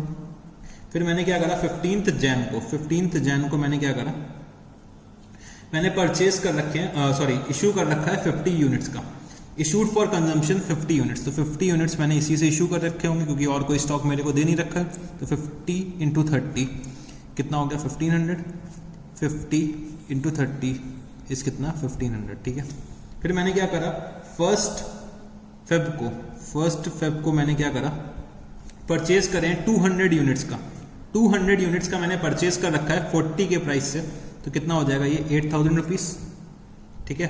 ये 8000 रुपीज़ हो गया। तो मेरे पास टोटल स्टॉक कितना हो गया, 50 और 200, 30 और 40 के रेट से। तो कितना हो गया ये, 1500, और ये कितना हो गया, 8000 रुपीज़, ठीक है। ये कितना हो गया, 8000 रुपीज़ हो गया, ठीक है।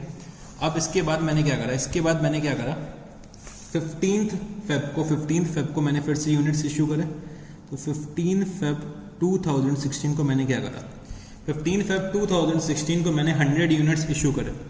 100 यूनिट्स इशू करे तो ये क्या, हम लोग इस बार लीफो मेथड यूज करें। तो लीफो में जो चीज बाद में आई है वो पहले जाएगी, जो चीज लास्ट इन हुई है वो फर्स्ट आउट होगी, ठीक है। जो चीज बाद में आई वो पहले जाएगी। तो बाद में कौन सा है, 200 यूनिट्स ये है। तो इनमें से मैं क्या करूंगा, 100 यूनिट्स इशू कर दूंगा। तो 40 के रेट से गए, कितना बचा, 4000 रुपीज़ के मैंने क्या कर रखा है, इशू कर रखा है। तो मेरा जो बैलेंस बचा होगा वो कितना बचा होगा, 50 इंटू 30 1500 रुपीज़ प्लस 100 इंटू क्या 40, 100 इंटू 40 कितना, 4000 रुपीज़, ठीक है। 4000 रुपीज़ बचा होगा, यही बचा होगा। उसके बाद मैंने क्या करा, फिर से 100 यूनिट्स इशू करने थे 20th फेब को, ठीक है। 20th फेब 2016 को मेरे को फिर से 100 यूनिट्स इशू करना है। तो 100 यूनिट्स मैंने फिर से यही वाले इशू कर दिए होंगे जो लास्ट इन हुए। तो 100 यूनिट्स को मैंने इशू करा 40 के रेट से, कितना हो गया टोटल, 4000। और जो मेरा बैलेंस बचा होगा 50 यूनिट्स का, उसकी प्राइस क्या हो जाएगी, 1500 रुपीज़। तो मेरा क्या आ गया, वैल्यू ऑफ क्लोजिंग स्टॉक कितना आ गया, 1500 रुपीज़ आ गया, ठीक है। यही मेरा आंसर हो गया, वैल्यू ऑफ क्लोजिंग स्टॉक कितना आ गया, 1500 रुपीज़ आ गया, ठीक है। अब सेम क्वेश्चन को हम लोग किससे करने जा रहे हैं, वेटेड एवरेज प्राइस मेथड से करने जा रहे हैं, ठीक है। सो वैल्यूएशन ऑफ इन्वेंट्री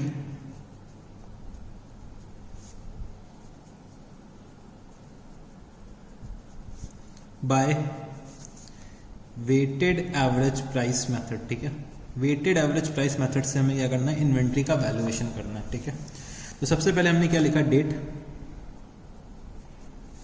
ठीक है। क्विकली फॉर्मेट बना लेते हैं, डेट, रिसिप्ट्स, इश्यूज और क्या है, balance, quantity, rate and amount, quantity, rate and amount, quantity, rate and amount, ठीक है। मैंने क्या करा, क्विकली फॉर्मेट बना लिया। अब मैंने क्या करा, फर्स्ट जनवरी को मैंने क्या करा, 100 यूनिट्स परचेज करे। फर्स्ट जनवरी को मैंने 100 यूनिट्स परचेज करे। तो 100 इंटू 30 इज 3000। सो बैलेंस क्या बचा, 100 इंटू 30 इज 3000। फिर मैंने क्या करा, 15th जैन को मैंने कुछ यूनिट्स इशू करें। कितने यूनिट्स इशू करें, 50 यूनिट्स इशू कर दिए। तो इसी में से करे होंगे। तो 50 इंटू 30 इस कितना, 1500। तो मेरा बैलेंस कितना बचा होगा, 50 इंटू 30 इस 1500, ठीक है। मेरा यही बैलेंस बच गया होगा, ठीक है। फिर मैंने क्या करा होगा, फर्स्ट फेब को मैंने क्या कर रखा है, फर्स्ट फेब को मैंने 200 यूनिट्स परचेज करे। 200 यूनिट्स परचेज करे 40 के रेट से, ठीक है।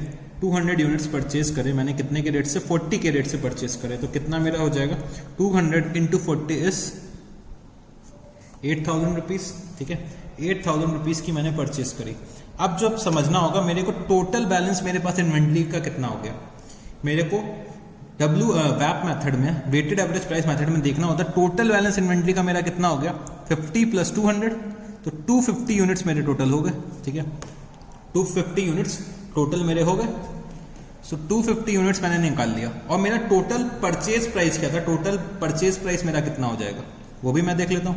8000 का मैंने परचेज करा हुआ है, प्लस 1500 का ऑलरेडी परचेज है, तो टोटल मटेरियल मेरे स्टोर्स में कितने का है, टोटल मटेरियल्स मेरे स्टोर्स में कितने का है, 8000 प्लस 1500 कितना हो गया, 9500 रुपीज, ठीक है।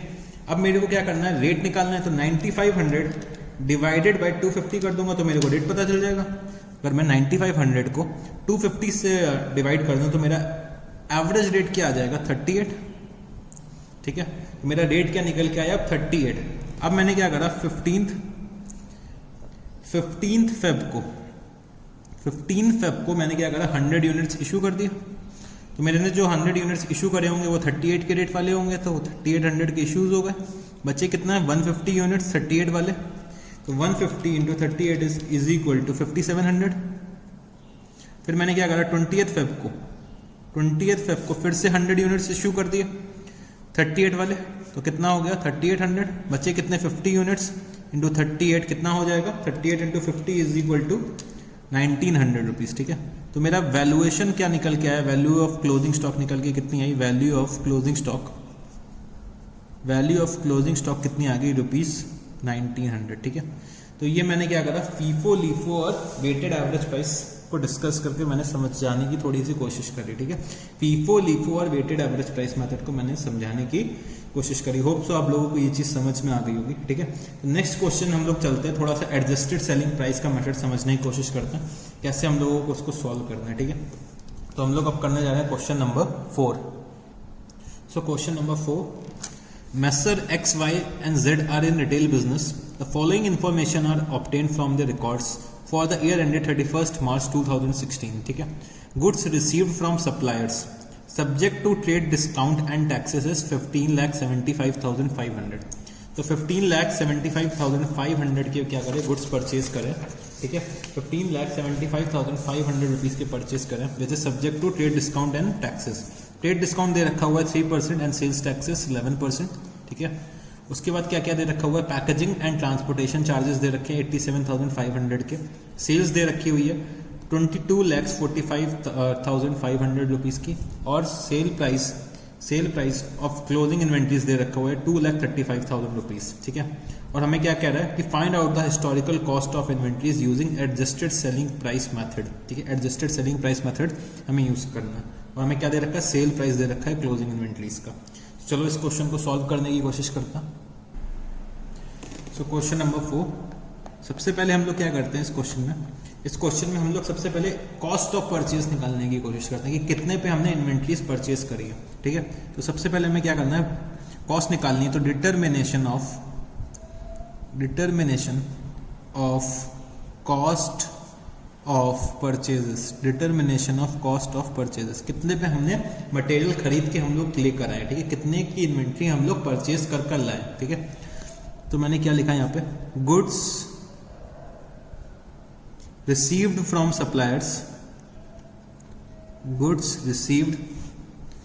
सप्लायर्स, कितने के गुड्स रिसीव हो रखे हैं, 15,75,000 रुपीज, ठीक है। 15,75,000 rupees which is subject to trade discount. तो मैंने क्या करा, इस पे ट्रेड डिस्काउंट लगाया। तो ट्रेड डिस्काउंट हमारा होता है वो हम लोग अपने बुक्स ऑफ अकाउंट्स में अकाउंट फॉर नहीं करते हैं, वो बस हम लोग इनवॉइस में शो कर देते हैं, ठीक है, just for a disclosure purpose कि इतना डिस्काउंट है। तो ट्रेड डिस्काउंट कितना दे रखा है मैंने, 3% का। तो 15,75,000 का 3% कितना होता है, 47,265, ठीक है, 47,265। ये मेरा क्या आया, एक्चुअल परचेज प्राइस निकल गया है, जो मेरा परचेज प्राइस है गुड्स का वो मेरा का निकल गया है कितना, 15,28,235, ठीक है, 15,28,235 रुपीज, ठीक है। इस पे मैं क्या करूंगा, टैक्स ऐड कर दूंगा। तो add sales tax at the rate 11%, ठीक है। Sales tax at the rate 11% कितना हो जाएगा, 1,68,106, ठीक है। तो 1,68,106 निकल के आया। इन दोनों को मैंने ऐड करा तो मेरी वैल्यू कितनी निकल के आई 16,96,341, ठीक है। प्लस हमने कौन कौन से खर्चे इनकर कर रखे, कौन कौन से और खर्चे इनकर रखे, packaging and transportation charges, packaging and transportation charges इनकर कर रखे हैं जिससे कि हमारा मटेरियल स्टोर तक आ सके। तो पैकेजिंग एंड ट्रांसपोर्टेशन चार्जेस जो होते हैं वो भी हमारे क्या होते हैं, इन्वेंट्री के कॉस्ट का पार्ट बन जाते हैं, जो हमारा कैरेज इनवर्ड होता है, ठीक है, जो हम लोग इनकर करते हैं इन्वेंट्री को सप्लायर्स के गोडाउन से अपने गोडाउन तक लाने के लिए। जो भी चार्जेस हम लोग इनकर करते हैं, जो भी चार्जेस हम लोग इनकर करते हैं सप्लायर के गोडाउन से अपने गोडाउन तक लाने के लिए, वो भी हमारा क्या होता है, इन्वेंट्री के कॉस्ट का पार्ट होता है। तो हमने पैकेजिंग और ट्रांसपोर्टेशन चार्जेस कितने पे कर रखे हैं, 87,500 रुपीज़ के, ठीक है। तो मेरी टोटल कॉस्ट ऑफ परचेज अगर मैं कहूँ तो कितनी निकल के आई, 17,83,841, ठीक है।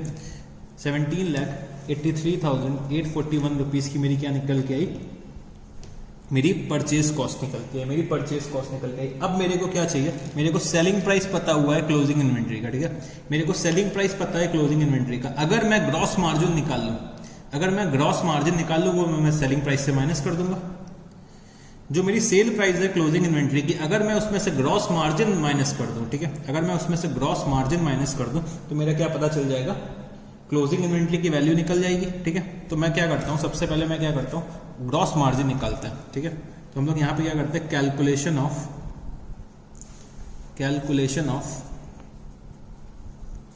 Gross margin, calculation of gross margin. Gross margin का कैलकुलेशन हम लोग कैसे करेंगे वो समझ लेते हैं, ठीक है।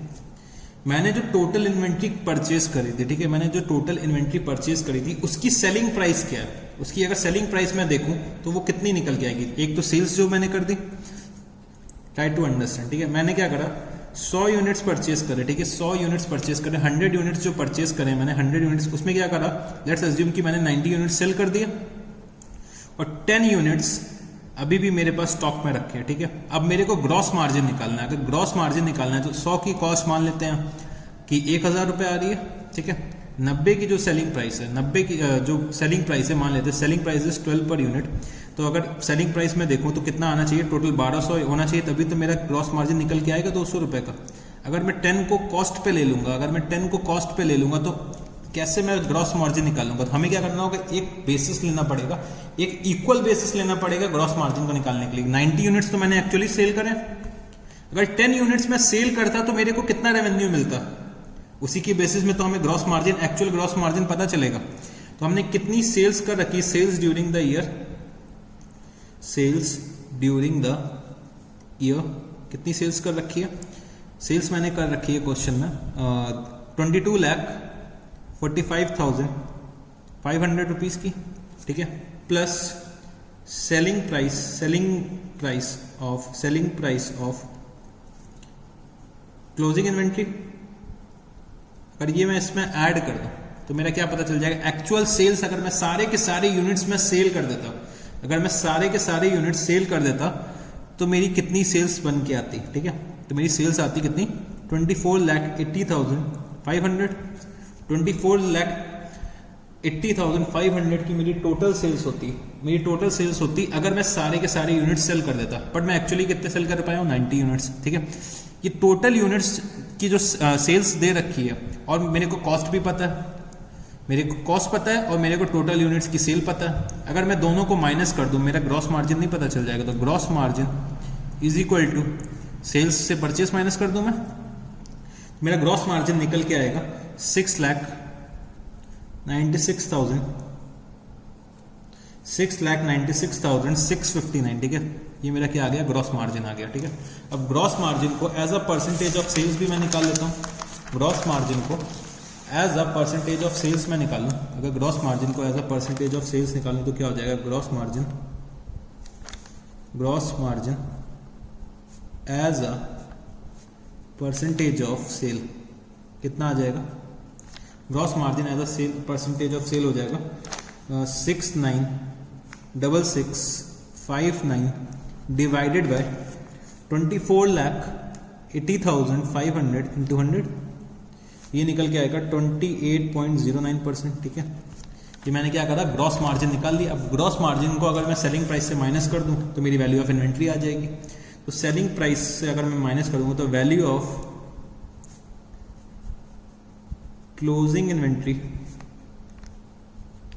इज इक्वल टू, क्या मेरी सेल प्राइस थी क्लोजिंग इन्वेंट्री की 2,35,000 माइनस 28.09%। ठीक है, अगर मैं इसको इससे माइनस कर दूं तो मेरा कितना आ जाएगा 1,68,988 मेरी क्या आ गई 1,68,988 मेरी क्या आ गई वैल्यू ऑफ क्लोजिंग इन्वेंट्री आ गई। ठीक, तो यही मेरा क्या हो गया आंसर हो गया 1,68,998 मेरा क्या हो गया आंसर हो गया। ठीक है, तो हमने एक और क्वेश्चन डिस्कस करा है। तो चलो अब हम लोग एक नेक्स्ट टॉपिक की तरफ बढ़ते हैं, एक नेक्स्ट टॉपिक की तरफ अब बढ़ते हैं। सो एक नेक्स्ट टॉपिक को हम लोग थोड़ा सा और समझने की कोशिश करते हैं, इन्वेंट्री रिकॉर्ड सिस्टम। ठीक है, इन्वेंट्री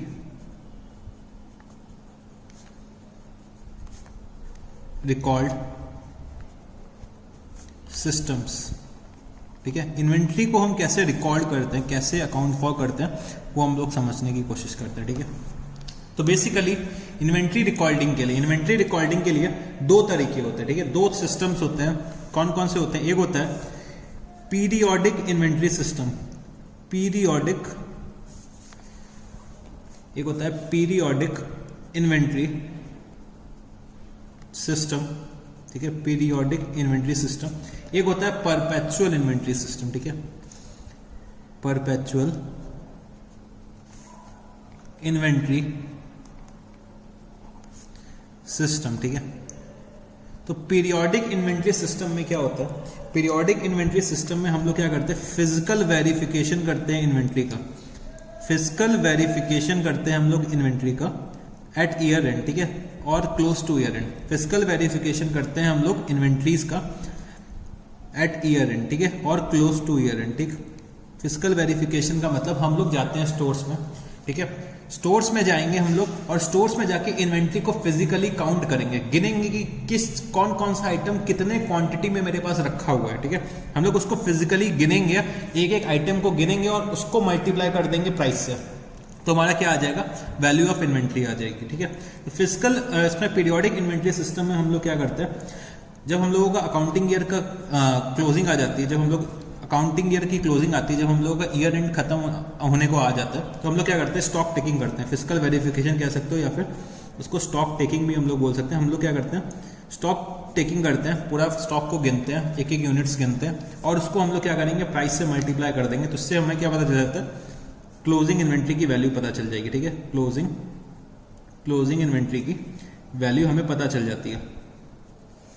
ठीक, हम क्या करेंगे? फिर से मैं बता देता हूँ। हम लोग जाएंगे स्टोर्स में जाके जो हमारे आइटम्स स्टोर्स में रखे होंगे वो हम लोग काउंट करेंगे। उस आइटम्स जो काउंट करे उसकी यूनिट्स निकाले, उसको उसके प्राइस से मल्टीप्लाई कर दिया या फिर कोई एक एवरेज प्राइस के बेसिस पे मल्टीप्लाई कर दिया और हम क्या करते हैं? अपने स्टॉक इन्वेंट्री की वैल्यू निकाल लेते हैं। एक तो हो गया ये हमारा पीरियोडिक इन्वेंट्री सिस्टम। ठीक है, तो periodic inventory system generally business में पीरियोडिक इन्वेंट्री सिस्टम बहुत ज़्यादा फॉलो होता है। ठीक है, जो स्मॉल बिजनेसेस होते हैं, ठीक है, जो स्मॉल बिजनेस होते हैं वो लोग क्या करते हैं? ईयर एंड में अपना कर लेते हैं स्टॉक टेकिंग और अपनी बैलेंस शीट पे वही स्टॉक अकाउंट फॉर करा देते हैं। बट क्या होता है ना, स्टॉक टेकिंग करने के लिए जनरली हमें अपने बिजनेस का प्रोडक्शन सस्पेंड करना पड़ जाता है, प्रोडक्शन हमें रोकना पड़ जाता है। क्यों रोकना पड़ जाता है? प्रोडक्शन रोकने का बेसिकली ये एक रीज़न होता है कि जैसे कि हमारा कुछ रॉ मटेरियल है और कुछ WIP है और कुछ फिनिश गुड्स है। अगर मेरा प्रोडक्शन कंटिन्यू रहेगा तो कुछ रॉ मटेरियल फिर से WIP में इशू होगा, फिर WIP से फिनिश गुड्स में कुछ रॉ मटेरियल कुछ गुड्स चले जाएंगे।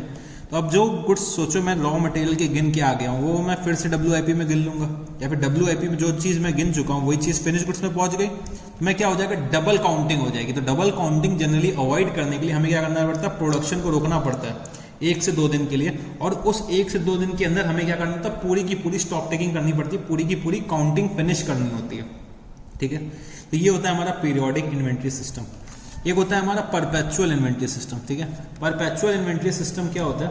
परपेचुअल इन्वेंट्री सिस्टम में प्रॉपर अकाउंटिंग रिकॉर्ड्स मेंटेन होते हैं, प्रॉपर रिकॉर्ड्स मेंटेन होते हैं कि कौन से गुड्स आए हैं और कौन से गुड्स इश्यू हो रहे हैं। ठीक है, मतलब कितनी रिसिप्ट्स है किस गुड्स की और कितने इश्यूज हैं उसकी हम लोग क्या करते हैं? प्रॉपर अकाउंटिंग कर रहे हैं। ठीक है, अगर जब हम लोग प्रॉपर अकाउंटिंग करेंगे तो हमें क्या होगा? ऑटोमेटिकली हमें पता है कितने रिसिप्ट्स हैं कितने इश्यूज हैं, तो हम बैलेंस निकाल लेंगे। तो हम लोग क्या करेंगे, हमें ईयर एंड में पता चल जाएगा, जो हमारा बैलेंस होगा, जो हमारा क्लोजिंग बैलेंस होगा, वही हमारा वैल्यू ऑफ इन्वेंट्री हो जाएगा। तो परपेचुअल इन्वेंट्री सिस्टम में होता है, वो ऑर्गेनाइजेशंस, बड़ी ऑर्गेनाइजेशंस मेंटेन करती हैं जो इसे अफोर्ड कर सकती हैं, ठीक है। तो जनरली आपने ये सिस्टम फॉलो होते हुए देखा होगा, परपेचुअल इन्वेंट्री सिस्टम। जनरली ये मेडिकल स्टोर्स में बहुत ज़्यादा फॉलो होता है। कभी आप जब लोग मेडिसिन परचेज करने जाते हैं, और जब आप शॉपकीपर से पूछते हैं कि भैया ये वाली मेडिसिन है आपके पास, अगर आपके पास ये वाली मेडिसिन अवेलेबल है कि नहीं है तो दे दीजिए प्लीज़, ठीक है। तो शॉपकीपर क्या करता है, कंप्यूटर में उस मेडिसिन का नाम डालता है, उस मेडिसिन का नाम डालेगा और चेक करेगा कि उसके पास है कि नहीं। अगर उसके पास कंप्यूटर में दिख के आ रहा है कि इसके पास उस मेडिसिन की इतनी क्वांटिटी अवेलेबल है तो वो आपको दे देगा, वरना नहीं देगा, ठीक है। क्योंकि उसके कंप्यूटर में पूरा का पूरा अकाउंटिंग रिकॉर्ड मेंटेन्ड है, उसको पता है कि कितनी कंप्यूटर में अकाउंट फॉर है कि कितना स्टॉक मेरे पास रखा हुआ है, ठीक है। तो इससे पता चल जाता है परपेचुअल इन्वेंट्री सिस्टम से कि एक्चुअली में हमारा कितना स्टॉक है। तो हमें क्या करना होता है, फिजिकल वेरिफिकेशन कभी कभी हम लोग रेगुलर इंटरवल्स में कर सकते हैं टू वेरीफाई कि हमारा जो बुक्स एज पर बुक्स और as per physical verification equal है कि नहीं। अगर एज पर बुक्स और फिजिकल वेरिफिकेशन इक्वल नहीं है तो हम लोग उसको, अगर ज़्यादा आ रहा है तो हम लोग क्या करेंगे, बुक्स में इंक्रीज कर देंगे। अगर कम आ रहा है तो हम लोग उसको राइट ऑफ करके फिनिश ऑफ कर देंगे और रीज़न पूछेंगे, रीजंस जानने की कोशिश करेंगे कि स्टॉक में कमी क्यों आई है या फिर बढ़ क्यों गया, ठीक है। तो ये मेन रीजंस होते हैं। और परपेचुअल इन्वेंट्री सिस्टम में बेसिकली दो चीज़ें हम लोग मेंटेन करते हैं, ठीक है। परपेचुअल इन्वेंट्री सिस्टम में एक तो हो गया स्टोर्स लेजर। स्टोर्स लेजर में क्या होता है, स्टोर्स लेजर में हम लोग क्या करते हैं, क्वांटिटेटिव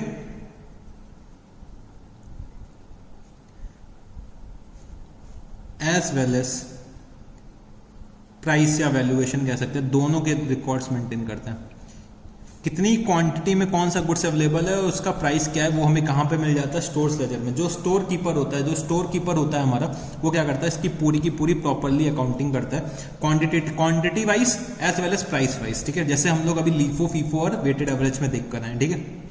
इसके बाद एक और डॉक्यूमेंट होता है, एक और चीज़ होती है बिन कार्ड, ठीक है। बिन कार्ड क्या होता है, ये एक छोटा सा कार्ड होता है। हम लोग क्या करते हैं, जैसे कि हमारे गोडाउन में कोई एक अलमीरा रखी है या कोई कार्टन है, कोई बॉक्स है, उसमें खूब सारा रॉ मटेरियल रखा हुआ है, या कोई मटेरियल रखा हुआ है, इन्वेंट्री रखी हुई है किसी कार्टन में, बॉक्स में, अलमीरा में या फिर कोई रैक में। तो हम लोग क्या करते हैं, उस रैक के ऊपर एक कार्ड लगा देते हैं, ठीक है। उस कार्ड में लिख देते हैं कि ए का 2 आइटम अवेलेबल है, बी का 2 आइटम अवेलेबल है, सी का 3 आइटम अवेलेबल है। तो ये क्या होता है, क्वांटिटेटिव डिटेल बता देती है, ठीक है।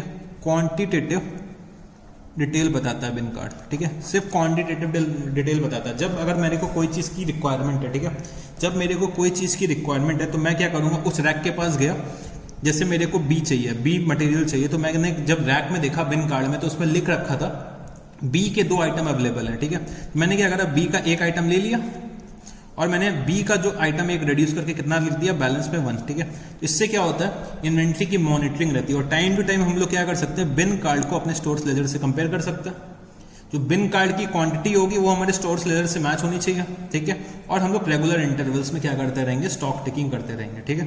तो ये होता है इन्वेंट्री रिकॉर्ड सिस्टम, ठीक है, जो होता है परपेचुअल और पीरियोडिक इन्वेंट्री सिस्टम, जो हम लोगों ने थोड़ा सा समझने की कोशिश करी है, ठीक है। तो चलो और क्वेश्चंस हम लोग थोड़े से और देख लेते हैं, कुछ क्वेश्चंस और देख लेते हैं हम लोग क्विकली। सो क्वेश्चन नंबर 6 में हमें क्या करना है, from the following particulars ascertain the value of inventories as on 31 March 2018, ठीक है। Inventory as on 1 April 2017 is 1,42,500 rupees.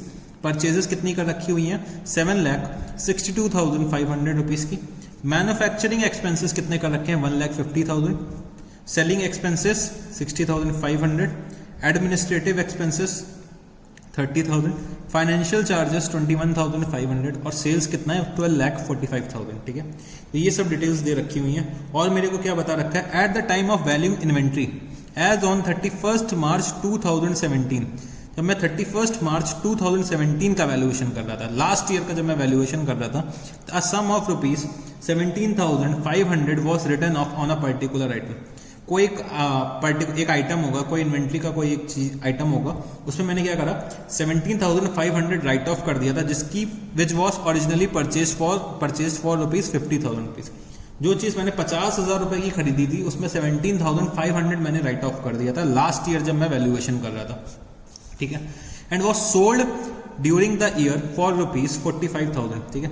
उस चीज को जिसको मैंने राइट ऑफ कर दिया था, जो स्टॉक को या आइटम को मैंने राइट ऑफ कर दिया था, उसको मैंने करंट ईयर में 45,000 रुपीज का सेल ऑफ कर दिया। तो barring the transactions relating to this item the gross profit earn during the year was 20%। Gross profit का परसेंटेज दे रखा हुआ है कितना, 20% अर्न किया। Other than this item, other than the sale of this item मैंने कितना अर्न किया है, 20% अर्न कर रखा है, ठीक है। तो चलो इस क्वेश्चन को सॉल्व करने की कोशिश करते हैं। So value of inventory, value of inventory as on 31 March 2018, ठीक है। हमें क्या निकालना है, वैल्यू ऑफ इन्वेंट्री निकालनी है एज ऑन 31 मार्च 2018, ठीक है। तो सबसे पहले मेरी जो हमने inventory as on opening inventory कितनी दे रखी थी वो सबसे पहले लिख ली। ओपनिंग इन्वेंट्री कितनी थी, ओपनिंग इन्वेंट्री जो हमें गिवन है वो कितनी है, ठीक है। ओपनिंग इन्वेंट्री मेरी टोटल कितनी दे रखी थी, 1,42,500 रुपीज की, ठीक है। 1,42,500 की दे रखी थी, जो मेरी क्या होगी 31 मार्च 2017 की क्लोजिंग इन्वेंट्री होगी, वही मेरी ओपनिंग इन्वेंट्री होनी चाहिए, ठीक है। अब इस इन्वेंट्री में मैंने क्या करा था, 17,500 जो था वो राइट ऑफ कर दिया था। 17,500 मैंने राइट ऑफ कर दिया था, 17,500 मैंने राइट ऑफ कर दिया था, ठीक है। मैं क्या करता हूं, मैं इसको अपनी एक्चुअल वैल्यू पे पहले ले आता हूं, ठीक है। मैं अपनी एक्चुअल वैल्यू पे ले आता हूं। अगर मैं राइट ऑफ नहीं करता तो मेरी वैल्यूएशन ऑफ इन्वेंट्री कितनी की होती, ठीक है। अगर मैं राइट ऑफ नहीं करता तो मेरी वैल्यू कितनी होनी चाहिए थी इन्वेंट्री की, ठीक है। फिर रिटर्न ऑफ अमाउंट मैंने क्या करा, ऐड कर दिया। रिटर्न ऑफ अमाउंट कितना था, 17,500। तो ये मेरा क्या निकल के आ गया, 1,60,000। ये मेरी एक्चुअल में इन्वेंट्री की कॉस्ट होगी। 1,60,000 रुपीज मेरी क्या होगी, एक्चुअल में इन्वेंट्री की कॉस्ट होगी जब मैंने फिजिकल वेरिफिकेशन या फिर जैसे भी 31 मार्च 2017 को वैल्यू निकाली होगी, ठीक है। 1,60,000 मेरी वैल्यू आ गई होगी, ठीक है। अब मैंने क्या करा होगा, इस पे 50,000 के आइटम्स, ठीक है, 50,000 कॉस्ट वाली इन्वेंट्री मैंने सेल ऑफ कर दी, ठीक है। तो सेल ऑफ एबनॉर्मल आइटम मैंने कितना कर दिया होगा, सेल ऑफ एबनॉर्मल आइटम, ठीक है। मैं जनरली उन आइटम्स को राइट ऑफ करता हूं जो एबनॉर्मल होते हैं, ठीक है। जो एबनॉर्मल आइटम्स होते हैं जिनमें कोई डिफेक्ट होता है उसी में मैं क्या करता हूं, राइट ऑफ करता हूं। तो मैंने उस आइटम को सेल ऑफ कर दिया, मतलब 50,000 की चीज को मैंने कितने में सेल ऑफ कर दिया, 45,000 पे। तो मैंने कितने रुपए की चीज को सेल ऑफ किया, मेरी इन्वेंट्री से कितना लेस होना चाहिए, 50,000 की इन्वेंट्रीज मेरे स्टॉक से चली गई।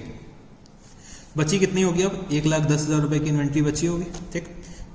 इस 1,10,000 इन्वेंट्री की जो होगी, 1,10,000 इन्वेंट्री अब मैं क्या करने जा रहा हूँ, प्रोडक्शन में यूज करने जा रहा हूँ, ठीक है। 1,10,000 की इन्वेंट्री मैं प्रोडक्शन में कुछ यूज करूंगा और इसको मैं क्या करूंगा, रॉ मटेरियल या से फिनिश गुड्स बनाने की कोशिश करूंगा। तो 1,10,000 तो मेरी एक्चुअल में ओपनिंग इन्वेंट्री आ गई जो नॉर्मल आइटम्स की, ठीक है। नॉर्मल आइटम्स की आई, ठीक है। नॉर्मल आइटम्स की क्या आई, ओपनिंग इन्वेंट्री आई, ठीक है, opening inventory. So normal items की ओपनिंग इन्वेंट्री मैंने निकाल ली, ठीक है। अब इसमें मैं क्या ऐड कर लूं, करंट ईयर के परचेजेस। करंट ईयर के परचेजेस जो दे रखे थे वो कितना था, 7,62,500, ठीक है। प्लस हमने कितने खर्चे इनकर करे अपने रॉ मटेरियल को फिनिश गुड्स में कन्वर्ट करने के लिए, वो मेरे हो गए मैन्युफैक्चरिंग एक्सपेंसेस। तो मैन्युफैक्चरिंग एक्सपेंसेस मेरे कितने दे रखे हुए हैं क्वेश्चन में, मैन्युफैक्चरिंग एक्सपेंसेस जो दे रखे हुए हैं वो हैं 1 लाख। मैन्युफैक्चरिंग एक्सपेंसेस जो दे रखे हैं वो कितने, 1,50,000 रुपीज, ठीक है। 1,50,000 रुपीज, ठीक है। तो कितना हो गया, 10 लाख। अगर मैं इन तीनों को ऐड करूंगा तो कितना बन गया, 10,22,000, 10,22,500 रुपीज, ठीक है। 10,22,500 रुपीज। तो ये क्या हो गया, cost of goods available for sale. इतने के गुड्स अवेलेबल थे सेल करने के लिए, ठीक है। Cost of goods available for sale कितने हो गए, 22,500 और एक्चुअली में मैंने कितने बेचे वो मैं निकाल लूँ तो मेरे को क्लोजिंग इन्वेंट्री पता चल जाएगी minus cost of goods sold. अगर मैं इससे cost of goods available for sale में से अगर मैं cost of goods sold minus कर दूं तो मेरे को क्या मिल जाएगा, क्लोजिंग इन्वेंट्री पता चल जाएगी। क्लोजिंग इन्वेंट्री पता चल जाएगी कितने की क्लोजिंग इन्वेंट्री है, ठीक है। तो इसके लिए मेरे को क्या करना पड़ेगा, इस कॉस्ट ऑफ गुड्स सोल्ड निकालना पड़ेगा, ठीक है। इसके लिए मैं क्या कर सकता हूँ, एक वर्किंग नोट बना सकता हूँ मैं छोटा सा। वर्किंग नोट में मैंने क्या करा, सबसे पहले वर्किंग नोट में मैंने क्या करा, सेल्स की वैल्यू लिखी। सेल्स जो कितने की थी, सेल्स मैंने कर रखी थी, सेल्स कितने की कर रखी थी, 12,45,000 रुपीज़ की मैंने सेल कर रखी थी, ठीक है। सेल मैंने कर रखी थी 12,45,000 रुपीज़ की, ठीक है। इसमें से क्या था, 45,000 रुपीज़ की जो सेल थी वो एबनॉर्मल थी। मैंने 50,000 वाले आइटम को 45,000 रुपीज़ में सेल करा था, तो 45 तो कितनी हो गई, एबनॉर्मल सेल हो गई। एबनॉर्मल आइटम की कितनी सेल हो गई, 45,000 रुपीज़। तो नॉर्मल आइटम्स की कितनी सेल हुई होगी, 12 लाख रुपीज़ की, ठीक है। 12 लाख रुपीज़ की नॉर्मल सेल्स हुई होगी। और हमें क्वेश्चन में क्या गिवन है कि gross profit earn during the year was 20% of sale, ठीक है। 20% ऑन सेल कितना क्या था, हमारा ग्रॉस प्रॉफिट था, ठीक है। तो 20% अगर मैं माइनस कर दूं, जीपी ग्रॉस प्रॉफिट माइनस कर दूं तो कितना 20% आएगा, 2,40,000। तो मेरी cost of goods sold, cost of goods sold कितनी आ जाएगी, 9,60,000 रुपीज़, यही निकल के आएगी। तो कॉस्ट ऑफ गुड्स सोल्ड मैंने निकाल ली और यहाँ पे मैंने लिख दिया 9,60,000 रुपीज़, ठीक है। तो मेरी क्या आ जाएगी, क्लोजिंग इन्वेंट्री की वैल्यू आ गई 62,500 रुपीज़, ठीक है। यही मेरी इन्वेंट्री की वैल्यू है, ठीक है। तो होप सो ये भी क्वेश्चन आप लोगों को समझ में आ गया होगा, ठीक है। ये क्वेश्चन भी आप लोगों को समझ में आ गया होगा। तो चलो अब हम लोग एक अपने नेक्स्ट क्वेश्चन की तरफ बढ़ते हैं। सो क्वेश्चन नंबर 10, ठीक है। X who was closing his books on 31st March 2018 failed to take the actual stock which he did only on 9th April, ठीक है। तो जब हमारी फाइनेंशियल बुक्स बंद हो रही थी 31 मार्च 2018 को, ठीक है। 31 मार्च 2018 को जब हमारी बुक्स बंद हो रही थी, बट 31 मार्च को मैं मैंने क्लोजिंग स्टॉक मैं उस दिन वेरीफाई नहीं कर पाया, ठीक है। बट मैंने कब क्लोजिंग स्टॉक वेरीफाई करा, 9th अप्रैल 2018 होगा ये, 2018 को मैंने वेरीफाई करा। जब मैंने फिजिकल काउंटिंग कब करी, 9th अप्रैल 2018 को करी। When it was ascertained by him to be worth rupees 2,50,000, ठीक है। 2,50,000 रुपीज़ जब उसने 9th अप्रैल को वैल्यू करा तो कितना निकल के आया, 2,50,000 का मटेरियल मेरे स्टोर्स में था। It was found that sales are entered in the sales book on the same day of dispatch and written inwards in the written books as and when the goods are received back, ठीक है। जो हम लोग sales की accounting करते हैं, जो हम लोग सेल्स करते हैं, वो जैसे ही हम लोग क्या करते हैं, it was found that sales are entered in the sales book on the same day of dispatch. जिस दिन हम लोग डिस्पैच करते हैं, जिस दिन हम लोग डिस्पैच करेंगे अपने मटेरियल का, उसी दिन हम लोग क्या करेंगे, सेल को अकाउंट फॉर कर लेते हैं, मतलब आउटफ्लो के गुड्स के आउटफ्लो को अकाउंट फॉर कर लेते हैं। And the return inwards in the return books as and when the goods are received back. जब हमें सेल्स रिटर्न वापस आ जाता है, हमारे गोडाउन में आ जाता है, तब हम लोग उसकी अकाउंटिंग करते हैं। Purchases are entered in the purchase day book once the invoices are received. तो परचेजेस की अकाउंटिंग हम लोग कब करते हैं, जब उसकी इनवॉइस आ जाती है, ना कि मटेरियल आता है।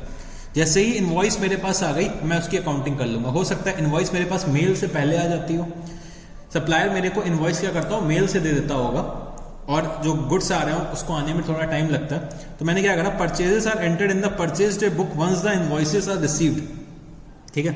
It was found that sales between 31st March 2018 and 9th April 2018 as per the sales day book are 17,200। 31st मार्च से लेकर 9th अप्रैल तक, 31st मार्च से 9th अप्रैल तक कितनी सेल्स हो रखी है, 17,200 रुपीज की। Purchases between 31st March to 9th April as per the purchase day books are 1,200 rupees। Out of this, goods amounting to 500 were not received until after the stock was taken, ठीक है। तो 1200 में से 500 रुपए का 500 rupees के goods अभी तक स्टॉक में नहीं आ पाए, 9th अप्रैल तक नहीं आ पाए हैं, ठीक है। Goods invoiced during the month of March 2018, ठीक है। But goods received only on 4th अप्रैल, ठीक है। कोई गुड्स होंगे जो इनवॉइसिंग हो गई होगी, जो मैंने परचेज करे होंगे मार्च में, जो मैंने परचेज करे होंगे मार्च में, बट एक्चुअली में रिसीव कब हो रहे हैं, 4th अप्रैल को, amounted to rupees 1,000, Rate of gross profit is 33/13 on cost. Ascertain the value of physical stock. Physical stock की वैल्यू क्या होनी चाहिए एज ऑन 31 मार्च, ठीक है। एक होता है वैल्यू करना इन्वेंट्री को, एक होता है वैल्यू ऑफ फिजिकल स्टॉक, एक होता है वैल्यूएशन ऑफ इन्वेंट्री, एक होता है वैल्यूएशन ऑफ फिजिकल स्टॉक। तो वैल्यूएशन ऑफ इन्वेंट्रीज में क्या होता है, फिजिकल स्टॉक पे, फिजिकल स्टॉक जैसे कि जो मेरे गोडाउन में रखा हुआ है, जो मेरे गोडाउन में रखा हुआ है उसको बोलते हैं वैल्यू ऑफ फिजिकल स्टॉक, जो मैं गिन के निकालूंगा, ठीक है। और वैल्यूएशन ऑफ इन्वेंट्रीज में और क्या चीज हो सकती है, जो स्टॉक मेरे गोडाउन पे नहीं रखा है, जो स्टॉक मेरे गोडाउन पे नहीं रखा है, जो कहीं और हो सकता है इन ट्रांजिट हो, या फिर मैंने कहीं और रखा हो, किसी और डेपो में रखा हो, तो वो भी हम लोग क्या करते हैं, इन्वेंट्री की कॉस्ट का पार्ट मानते हैं। बट इसमें हमें क्या निकालना है, फिजिकली जो हमने वेरीफाई करा होगा उसकी वैल्यू हमें 31 मार्च को निकालनी है। और हम लोगों ने हमें कब की दे रखी है, 9 अप्रैल की दे रखी है। और 9 अप्रैल और 31 मार्च के बीच के जो भी ट्रांजेक्शन हो रखे हैं वो भी इन लोगों ने हमें दे रखे हैं, ठीक है। तो चलो इस क्वेश्चन को सॉल्व करने की कोशिश करते हैं, ठीक है। इस क्वेश्चन को सॉल्व करने की कोशिश करते हैं। सबसे पहले हमें क्या करना है, एक छोटा सा चार्ट बना लेना है, ठीक है। एक छोटा सा चार्ट बना लेते हैं। तो 31 मार्च को, ये है मेरा 31 मार्च, ये क्या है 31 मार्च, और ये क्या है मेरा इधर 9 अप्रैल, 31 मार्च और 9 अप्रैल। अब 31 मार्च को जब मैंने 9 अप्रैल को जब मैंने फिजिकल वेरिफिकेशन करा था, फिजिकल वेरिफिकेशन जब मैंने करा था 9 अप्रैल को, तो मेरी कितनी वैल्यू निकल के आई थी इन्वेंट्री की, 2,50,000 रुपीज की, ठीक है। 2,50,000 रुपीज की इन्वेंट्री की वैल्यू निकल के आ गई थी, ठीक है। इसमें से मैं क्या करूं ऐसा कि मैं 31 मार्च में पहुंच जाऊं, ठीक है। मैं ऐसा क्या करूं कि 31 मार्च में पहुंच जाऊं, तो जो भी आइटम्स मैंने सेल्स कर रखे होंगे वो मैं ऐड कर दूंगा, और जो मैंने परचेज कर रखे होंगे वो माइनस कर दूं, तो मेरा क्या आ जाएगा, एज ऑन 31 मार्च आ जाएगा इन्वेंट्री की वैल्यू। तो यही मेरे को करना है, ठीक है। तो सबसे पहले मैंने ये देखा कि मैंने कितने की सेल्स कर रखी है, 17,200 की सेल्स कर रखी है, ठीक है। मैंने 17,200 रुपीज की सेल्स कर रखी है 31 मार्च से 9 अप्रैल के बीच में, ठीक है। और मैंने परचेजेस जो कर रखी है, परचेजेस जो 31 मार्च और 9 अप्रैल के बीच में कर रखी है, वो कितने की कर रखी है, 1200 रुपीज की क्या कर रखी है, परचेज कर रखी है, ठीक है। उसमें से 1200 रुपीज की जो परचेज करी है, 1200 की परचेजेस में जो 500 रुपए की परचेज है वो मेरी 9 अप्रैल के बाद अभी आई है, ठीक है। 500 रुपए की वो है, वो क्या 9 अप्रैल के बाद में 500 रुपए की परचेज आई, मतलब 700 की परचेज ही आ पाई होगी 31 मार्च से 9 अप्रैल के बीच में। 700 की परचेजेस आ पाई होंगी 31 मार्च से 9 अप्रैल के बीच में, ठीक है। उसके बाद क्या दे रखा हुआ है कि 1000 के गुड्स थे, 1000 के गुड्स थे जो 31 मार्च के पहले के मैंने यहाँ पे परचेज कर रखे होंगे, और वो रिसीव कब होते हैं, 4 अप्रैल को, ठीक है। 4 अप्रैल को रिसीव हो रहा है, ठीक है। 4 अप्रैल को रिसीव हो रहा है, ठीक है। 4 अप्रैल को जो रिसीव हुआ है, तो वो क्या हो गए होंगे, जब हमने अकाउंटिंग करी होगी, वो मेरे 31 मार्च में 31 मार्च में जब हम लोग क्या करते हैं, परचेजेस की अकाउंटिंग कब करते हैं, purchases are entered in the purchase book once the invoices are received, ठीक है। उसकी इनवॉइसिंग मार्च में हो गई होगी, तो मतलब हमने 31 मार्च में हमने परचेजेस का पार्ट मान लिया होगा, हमने उसको क्या करा होगा, 31 मार्च को परचेजेस का पार्ट मान लिया होगा, बट मेरे स्टॉक में कब आया, 4 अप्रैल में आ पाया, ठीक है। तो चलो इस क्वेश्चन को हम लोगों ने थोड़ा सा समझ लिया, इसको एनालाइज कर लिया, अब इसको सॉल्व करने की कोशिश करते हैं, ठीक है। तो चलो लिखते हैं सबसे पहले value as on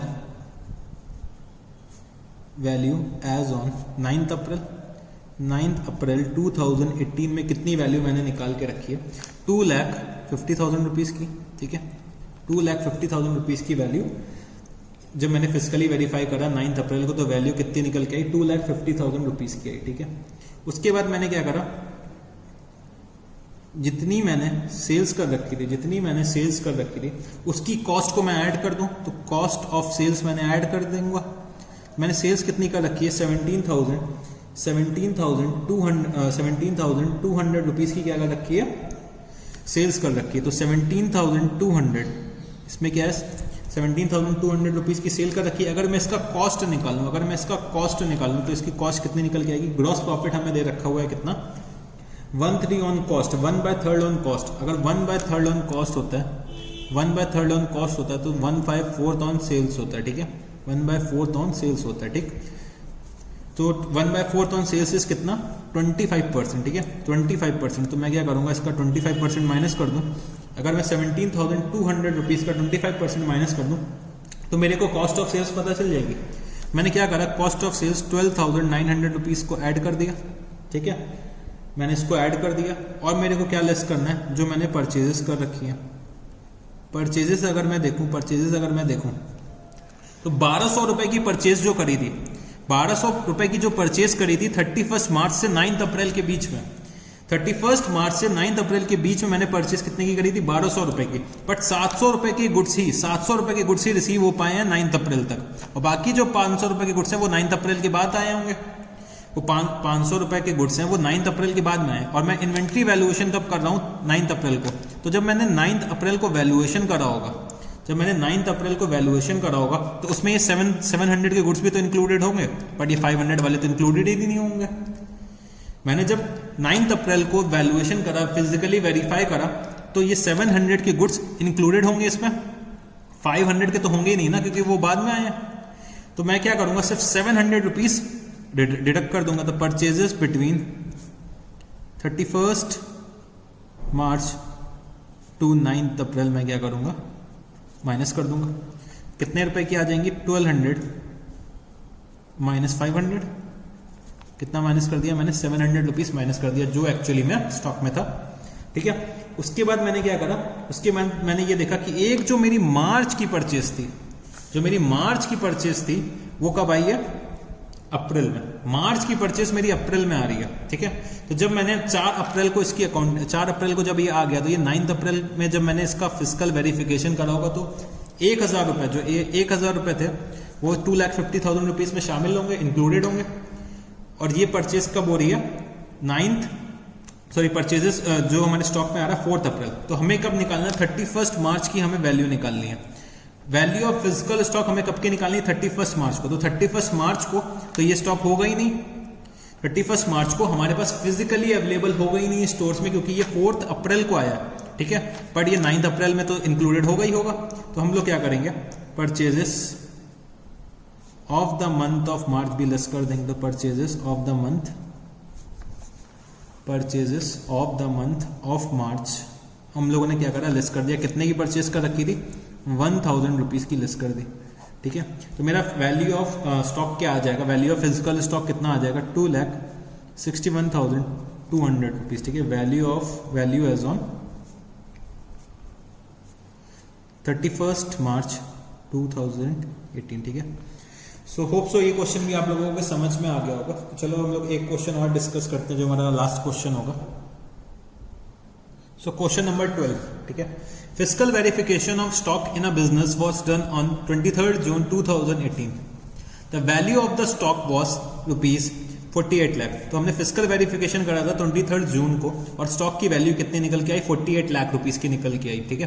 the following transactions took place between 23 June to 30 June 2018, ठीक है। तो out of the goods sent on consignment, goods at cost worth ₹2,40,000 were unsold. Purchases of ₹4 lakh were made, out of which goods worth $1,60,000 were delivered on 5th July 2018. Sales were $13,60,000, which included goods worth $3,20,000 sent on approval. Half of these goods were returned before 30th June 2018. But no information is available regarding the remaining goods. Goods are sold at cost plus 25%. However, goods costing $2,40,000 had been sold for ₹1,20,000. Determine the value of stock as on 30th June 2018. हमें क्या निकालना है, value of stock निकालनी है। इस बार value of physical stock नहीं निकालना है, वैल्यू ऑफ स्टॉक निकालना है कि एक्चुअली में हमारा वैल्यू ऑफ स्टॉक क्या होना चाहिए 30th जून 2018 में। जो हम लोगों ने लास्ट क्वेश्चन करा था उसमें क्या पूछा गया था, वैल्यू ऑफ फिजिकल स्टॉक निकालना है। हमारे पास फिजिकली स्टोर्स में कितना स्टॉक अवेलेबल है वो निकालना है। ये हमसे किस क्वेश्चन ने करवाया था, लास्ट क्वेश्चन में। बट इस क्वेश्चन में हमें क्या निकालना है, वैल्यू ऑफ स्टॉक, वेदर मेरे पास फिजिकली अवेलेबल है कि नहीं है उससे मेरे को मतलब नहीं है। हमें क्या करना है, value of stock as on 30th June 2018 निकालना है, ठीक है। तो चलो इस क्वेश्चन को थोड़ा सा समझने की कोशिश करते हैं। फिर से एक छोटा सा चार्ट बना लेते हैं। तो 23 जून से 30th जून, ठीक है, 23 जून से लेकर 30 जून तक कुछ ट्रांजैक्शंस हो रखे हैं, ठीक है। 23 जून को जब मैंने वैल्यूएशन करा, जब मैं फिजिकली वेरीफाई करके आया तो उसकी वैल्यू कितनी निकल के आई, 48 लाख रुपीस निकल के आई, ठीक है। 48 लाख रुपीस निकल के आई, ठीक। उसके बाद मैंने क्या करा, कुछ गुड्स मैंने कंसाइनमेंट में भेजे, ठीक है। 2,40,000 रुपीस के गुड्स मैंने कंसाइनमेंट में भेजे होंगे जो अभी तक सेल्स नहीं हो पाए, ठीक है। कंसाइनमेंट में जो मैंने गुड्स भेजे वो कितने के थे, 2,40,000 रुपीस के गुड्स थे। तो 2,40,000 रुपीस के गुड्स भी इसी का फिर इसका पार्ट होंगे, इसका पार्ट होंगे। जब 48 लाख रुपीस के मेरे गुड्स थे तो मैंने क्या करा, 48 लाख में से 2,40,000 रुपीस के गुड्स कंसाइनमेंट के लिए भेजे, ठीक है, जिसकी कॉस्ट दे रखी, कॉस्ट कितनी थी, 2,40,000 रुपीस की मैंने भेज दिया। उसके बाद क्या दे रखा हुआ है, purchases of 4 lakh were made out of which goods worth 1,60,000 were delivered on 5 जुलाई। तो जो 1,60,000 रुपीस के थे वो कब डिलीवर हुए हैं, कब डिलीवर हुए हैं, 5 जुलाई। तो 5 जुलाई को जो डिलीवर हुए हैं वो कितने डिलीवर हुए हैं, 1,60,000 के। तो 2,40,000 रुपीस के इस पीरियड के बीच में डिलीवर हो गए होंगे। 23 जून से 30 जून तक कितना डिलीवर हो गया होगा, 2,40,000 रुपीस के डिलीवर होंगे और 1,60,000 रुपीस के बाद में डिलीवर हुए, ठीक है, ये बाद में डिलीवर हुए। प्लस और क्या दे रखा हुआ है, sales were 13,60,000 which includes goods worth 3,20,000 sent on approval. तो मेरी टोटल सेल्स कितनी है, 13,60,000, ठीक है। इस पीरियड की सेल्स कितनी है मेरी, 13,60,000, ठीक है। उसमें से क्या था, 3,20,000 रुपीस के गुड्स सेंट ऑन अप्रूवल थे। सेंट ऑन अप्रूवल कितना है, 3,20,000 रुपीस के सेंट ऑन अप्रूवल है, ठीक है।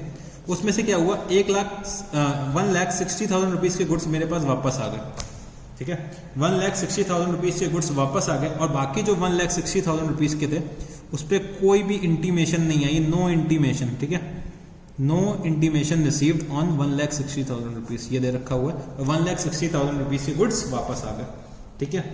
उसके बाद क्या दे रखा है, goods are sold at cost plus 25%, however goods costing 2,40,000 had been sold for rupees 1,20,000। इसमें से 13,60,000 में 1,20,000 रुपीस के जो गुड्स थे सेल करे थे उनकी कॉस्ट कितनी दे रखी है, 2,40,000 रुपीस दे रखी है, ठीक है। अब इसमें क्वेश्चन क्या आता है, वैल्यू ऑफ स्टॉक निकाल के दिखाओ, ठीक है। तो चलो इसको सॉल्व करने की कोशिश करते हैं। तो हमें क्या निकालना है, value of stock, value of stock as on, value of stock as on 30 June 2018, ठीक है।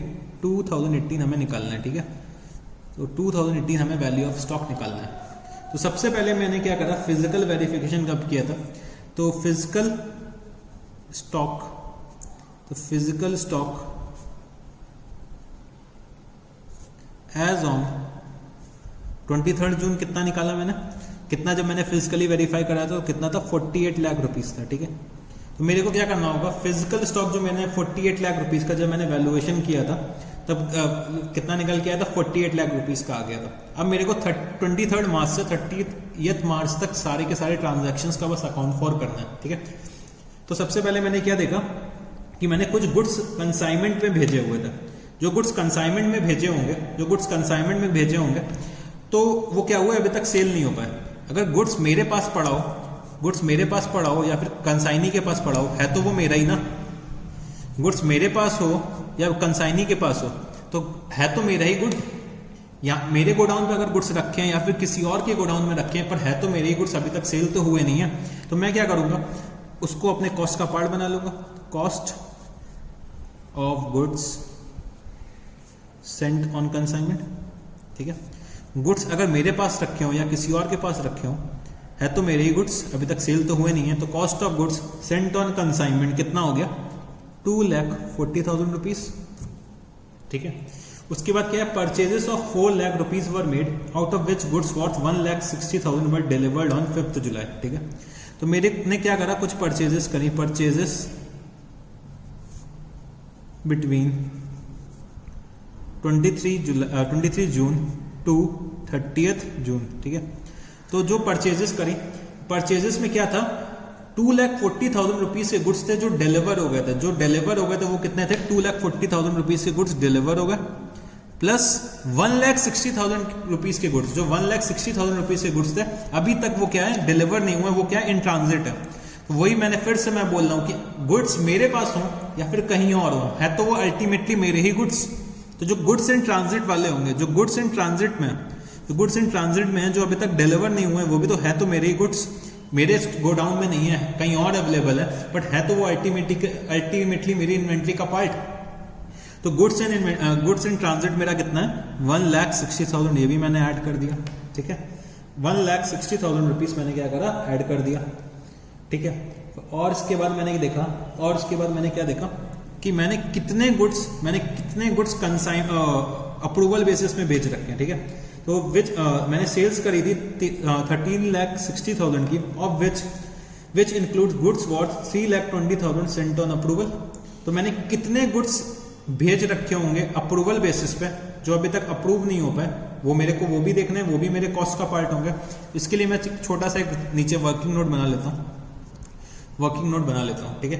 तो मैंने सेल्स टोटल कर रखी थी कितनी, सेल्स मैंने कर रखी थी 13,60,000 रुपीज की मैंने टोटल सेल्स कर रखी है। 13,60,000 रुपीज की मैंने टोटल सेल्स कर रखी है। इसमें से 3,20,000 के मैंने क्या करा था, गुड्स सेंट ऑन अप्रूवल भेजे थे, प्लस मैंने 1,20,000 रुपीज की सेल्स कर रखी है, ठीक है। अब नॉर्मल गुड्स की सेल्स कितनी कर रखी है, अब नॉर्मल गुड्स की सेल मैंने कर रखी है 1,20,000 रुपीज की, और जो मैंने अप्रूवल बेसिस में भेज रखे थे उनकी सेल कितने के भेज रखे हैं, 3,20,000 रुपीज के, ठीक है। 3,20,000 रुपीज के भेज रखे थे, प्लस जो मेरा रिमेनिंग बचा, जो मेरा रिमेनिंग कितने का बचा, 9,20,000, ये मैंने क्या करा, नॉर्मल सेल कर रखी है। ये मेरी क्या है, नॉर्मल सेल मैंने जो नॉर्मल सेल कर रखी है, ठीक है। अब समझने की कोशिश करना, जो 3,20,000 रुपीज के गुड्स अप्रूवल पे भेजे हैं, ठीक है, भेजे थे, जो 3,20,000 रुपीज के गुड्स अप्रूवल में भेजे थे, अगर मैं उसमें से प्रॉफिट मार्जिन हटा दूं, मेरा प्रॉफिट मार्जिन जो हमें क्वेश्चन में दे रखा हुआ है, जो उनकी कॉस्ट है, कितनी कॉस्ट है, 25%। Goods are sold at cost plus 25%, मतलब 1/4 ऑन कॉस्ट, मतलब 1/4 on cost is 1/5 on sale, 1/4 on cost is 1/5 on sale, कितना 1/5 इज 20%। अगर मैं 20% माइनस कर दूं तो मेरी क्या वैल्यू निकल के आएगी, 2,56,000, ठीक है। 2,56,000 रुपीज आया, ठीक है। 2,56,000 रुपीज के गुड्स मैंने अप्रूवल के लिए भेजे, मैंने 2,56,000 रुपीज के गुड्स अप्रूवल के लिए भेजे होंगे, ठीक है। उसमें से क्वेश्चन में क्या दे रखा हुआ है, 1,28,000 के कस्टमर ने रिटर्न कर दिया, 1,28,000 रुपीज के गुड्स कस्टमर ने रिटर्न कर दिया, और बाकी जो 1,28,000 रुपीज के गुड्स हैं उसमें अभी तक कोई भी कंसाइनमेंट, कोई भी इंटीमेशन नहीं है, ठीक है।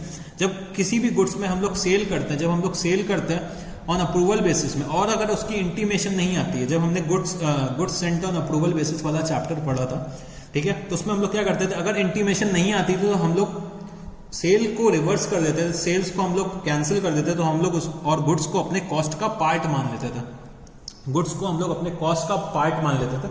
तो हम लोग क्या करने जा रहे हैं, 1,28,000 रुपीज के गुड्स तो मेरे पास वापस आ गए, ठीक है।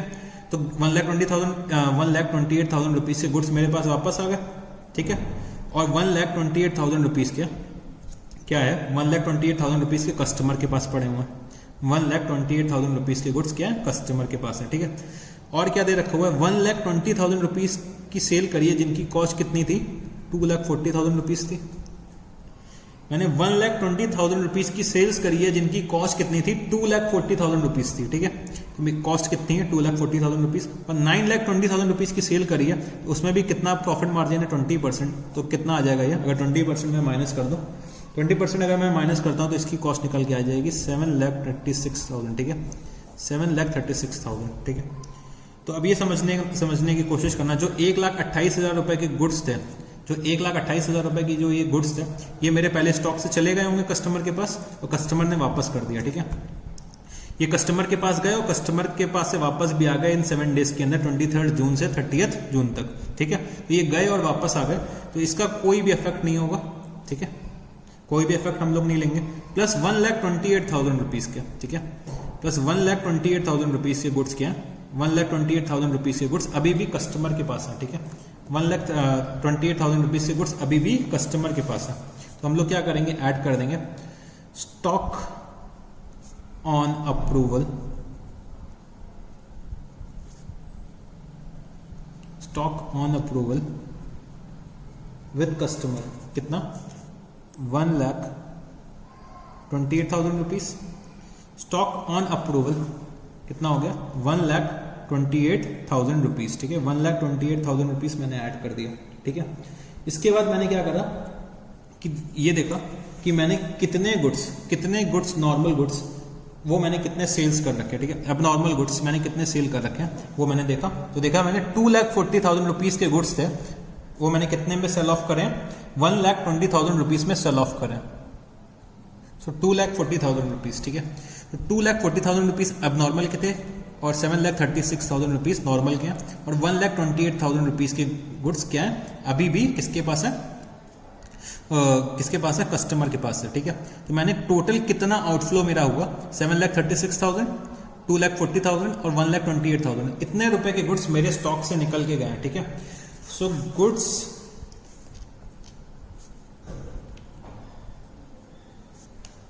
सोल्ड। ठीक है तो कह सकते हैं कॉस्ट पे कॉस्ट ऑफ गुड्स सोल्ड कितने के गुड्स मैंने एक्चुअली में भेजे हैं, कितने के गुड्स मेरे स्टॉक से एक्चुअली में आउटफ्लो हुए हैं, कितने के गुड्स हो रखे हैं 7,36,000 2,40,000 एंड 1,28,000। अगर इन तीनों को मैं ऐड कर दूं तो 11,04,000 रुपीज के गुड्स हैं वो मेरे स्टॉक से निकल के गए होंगे।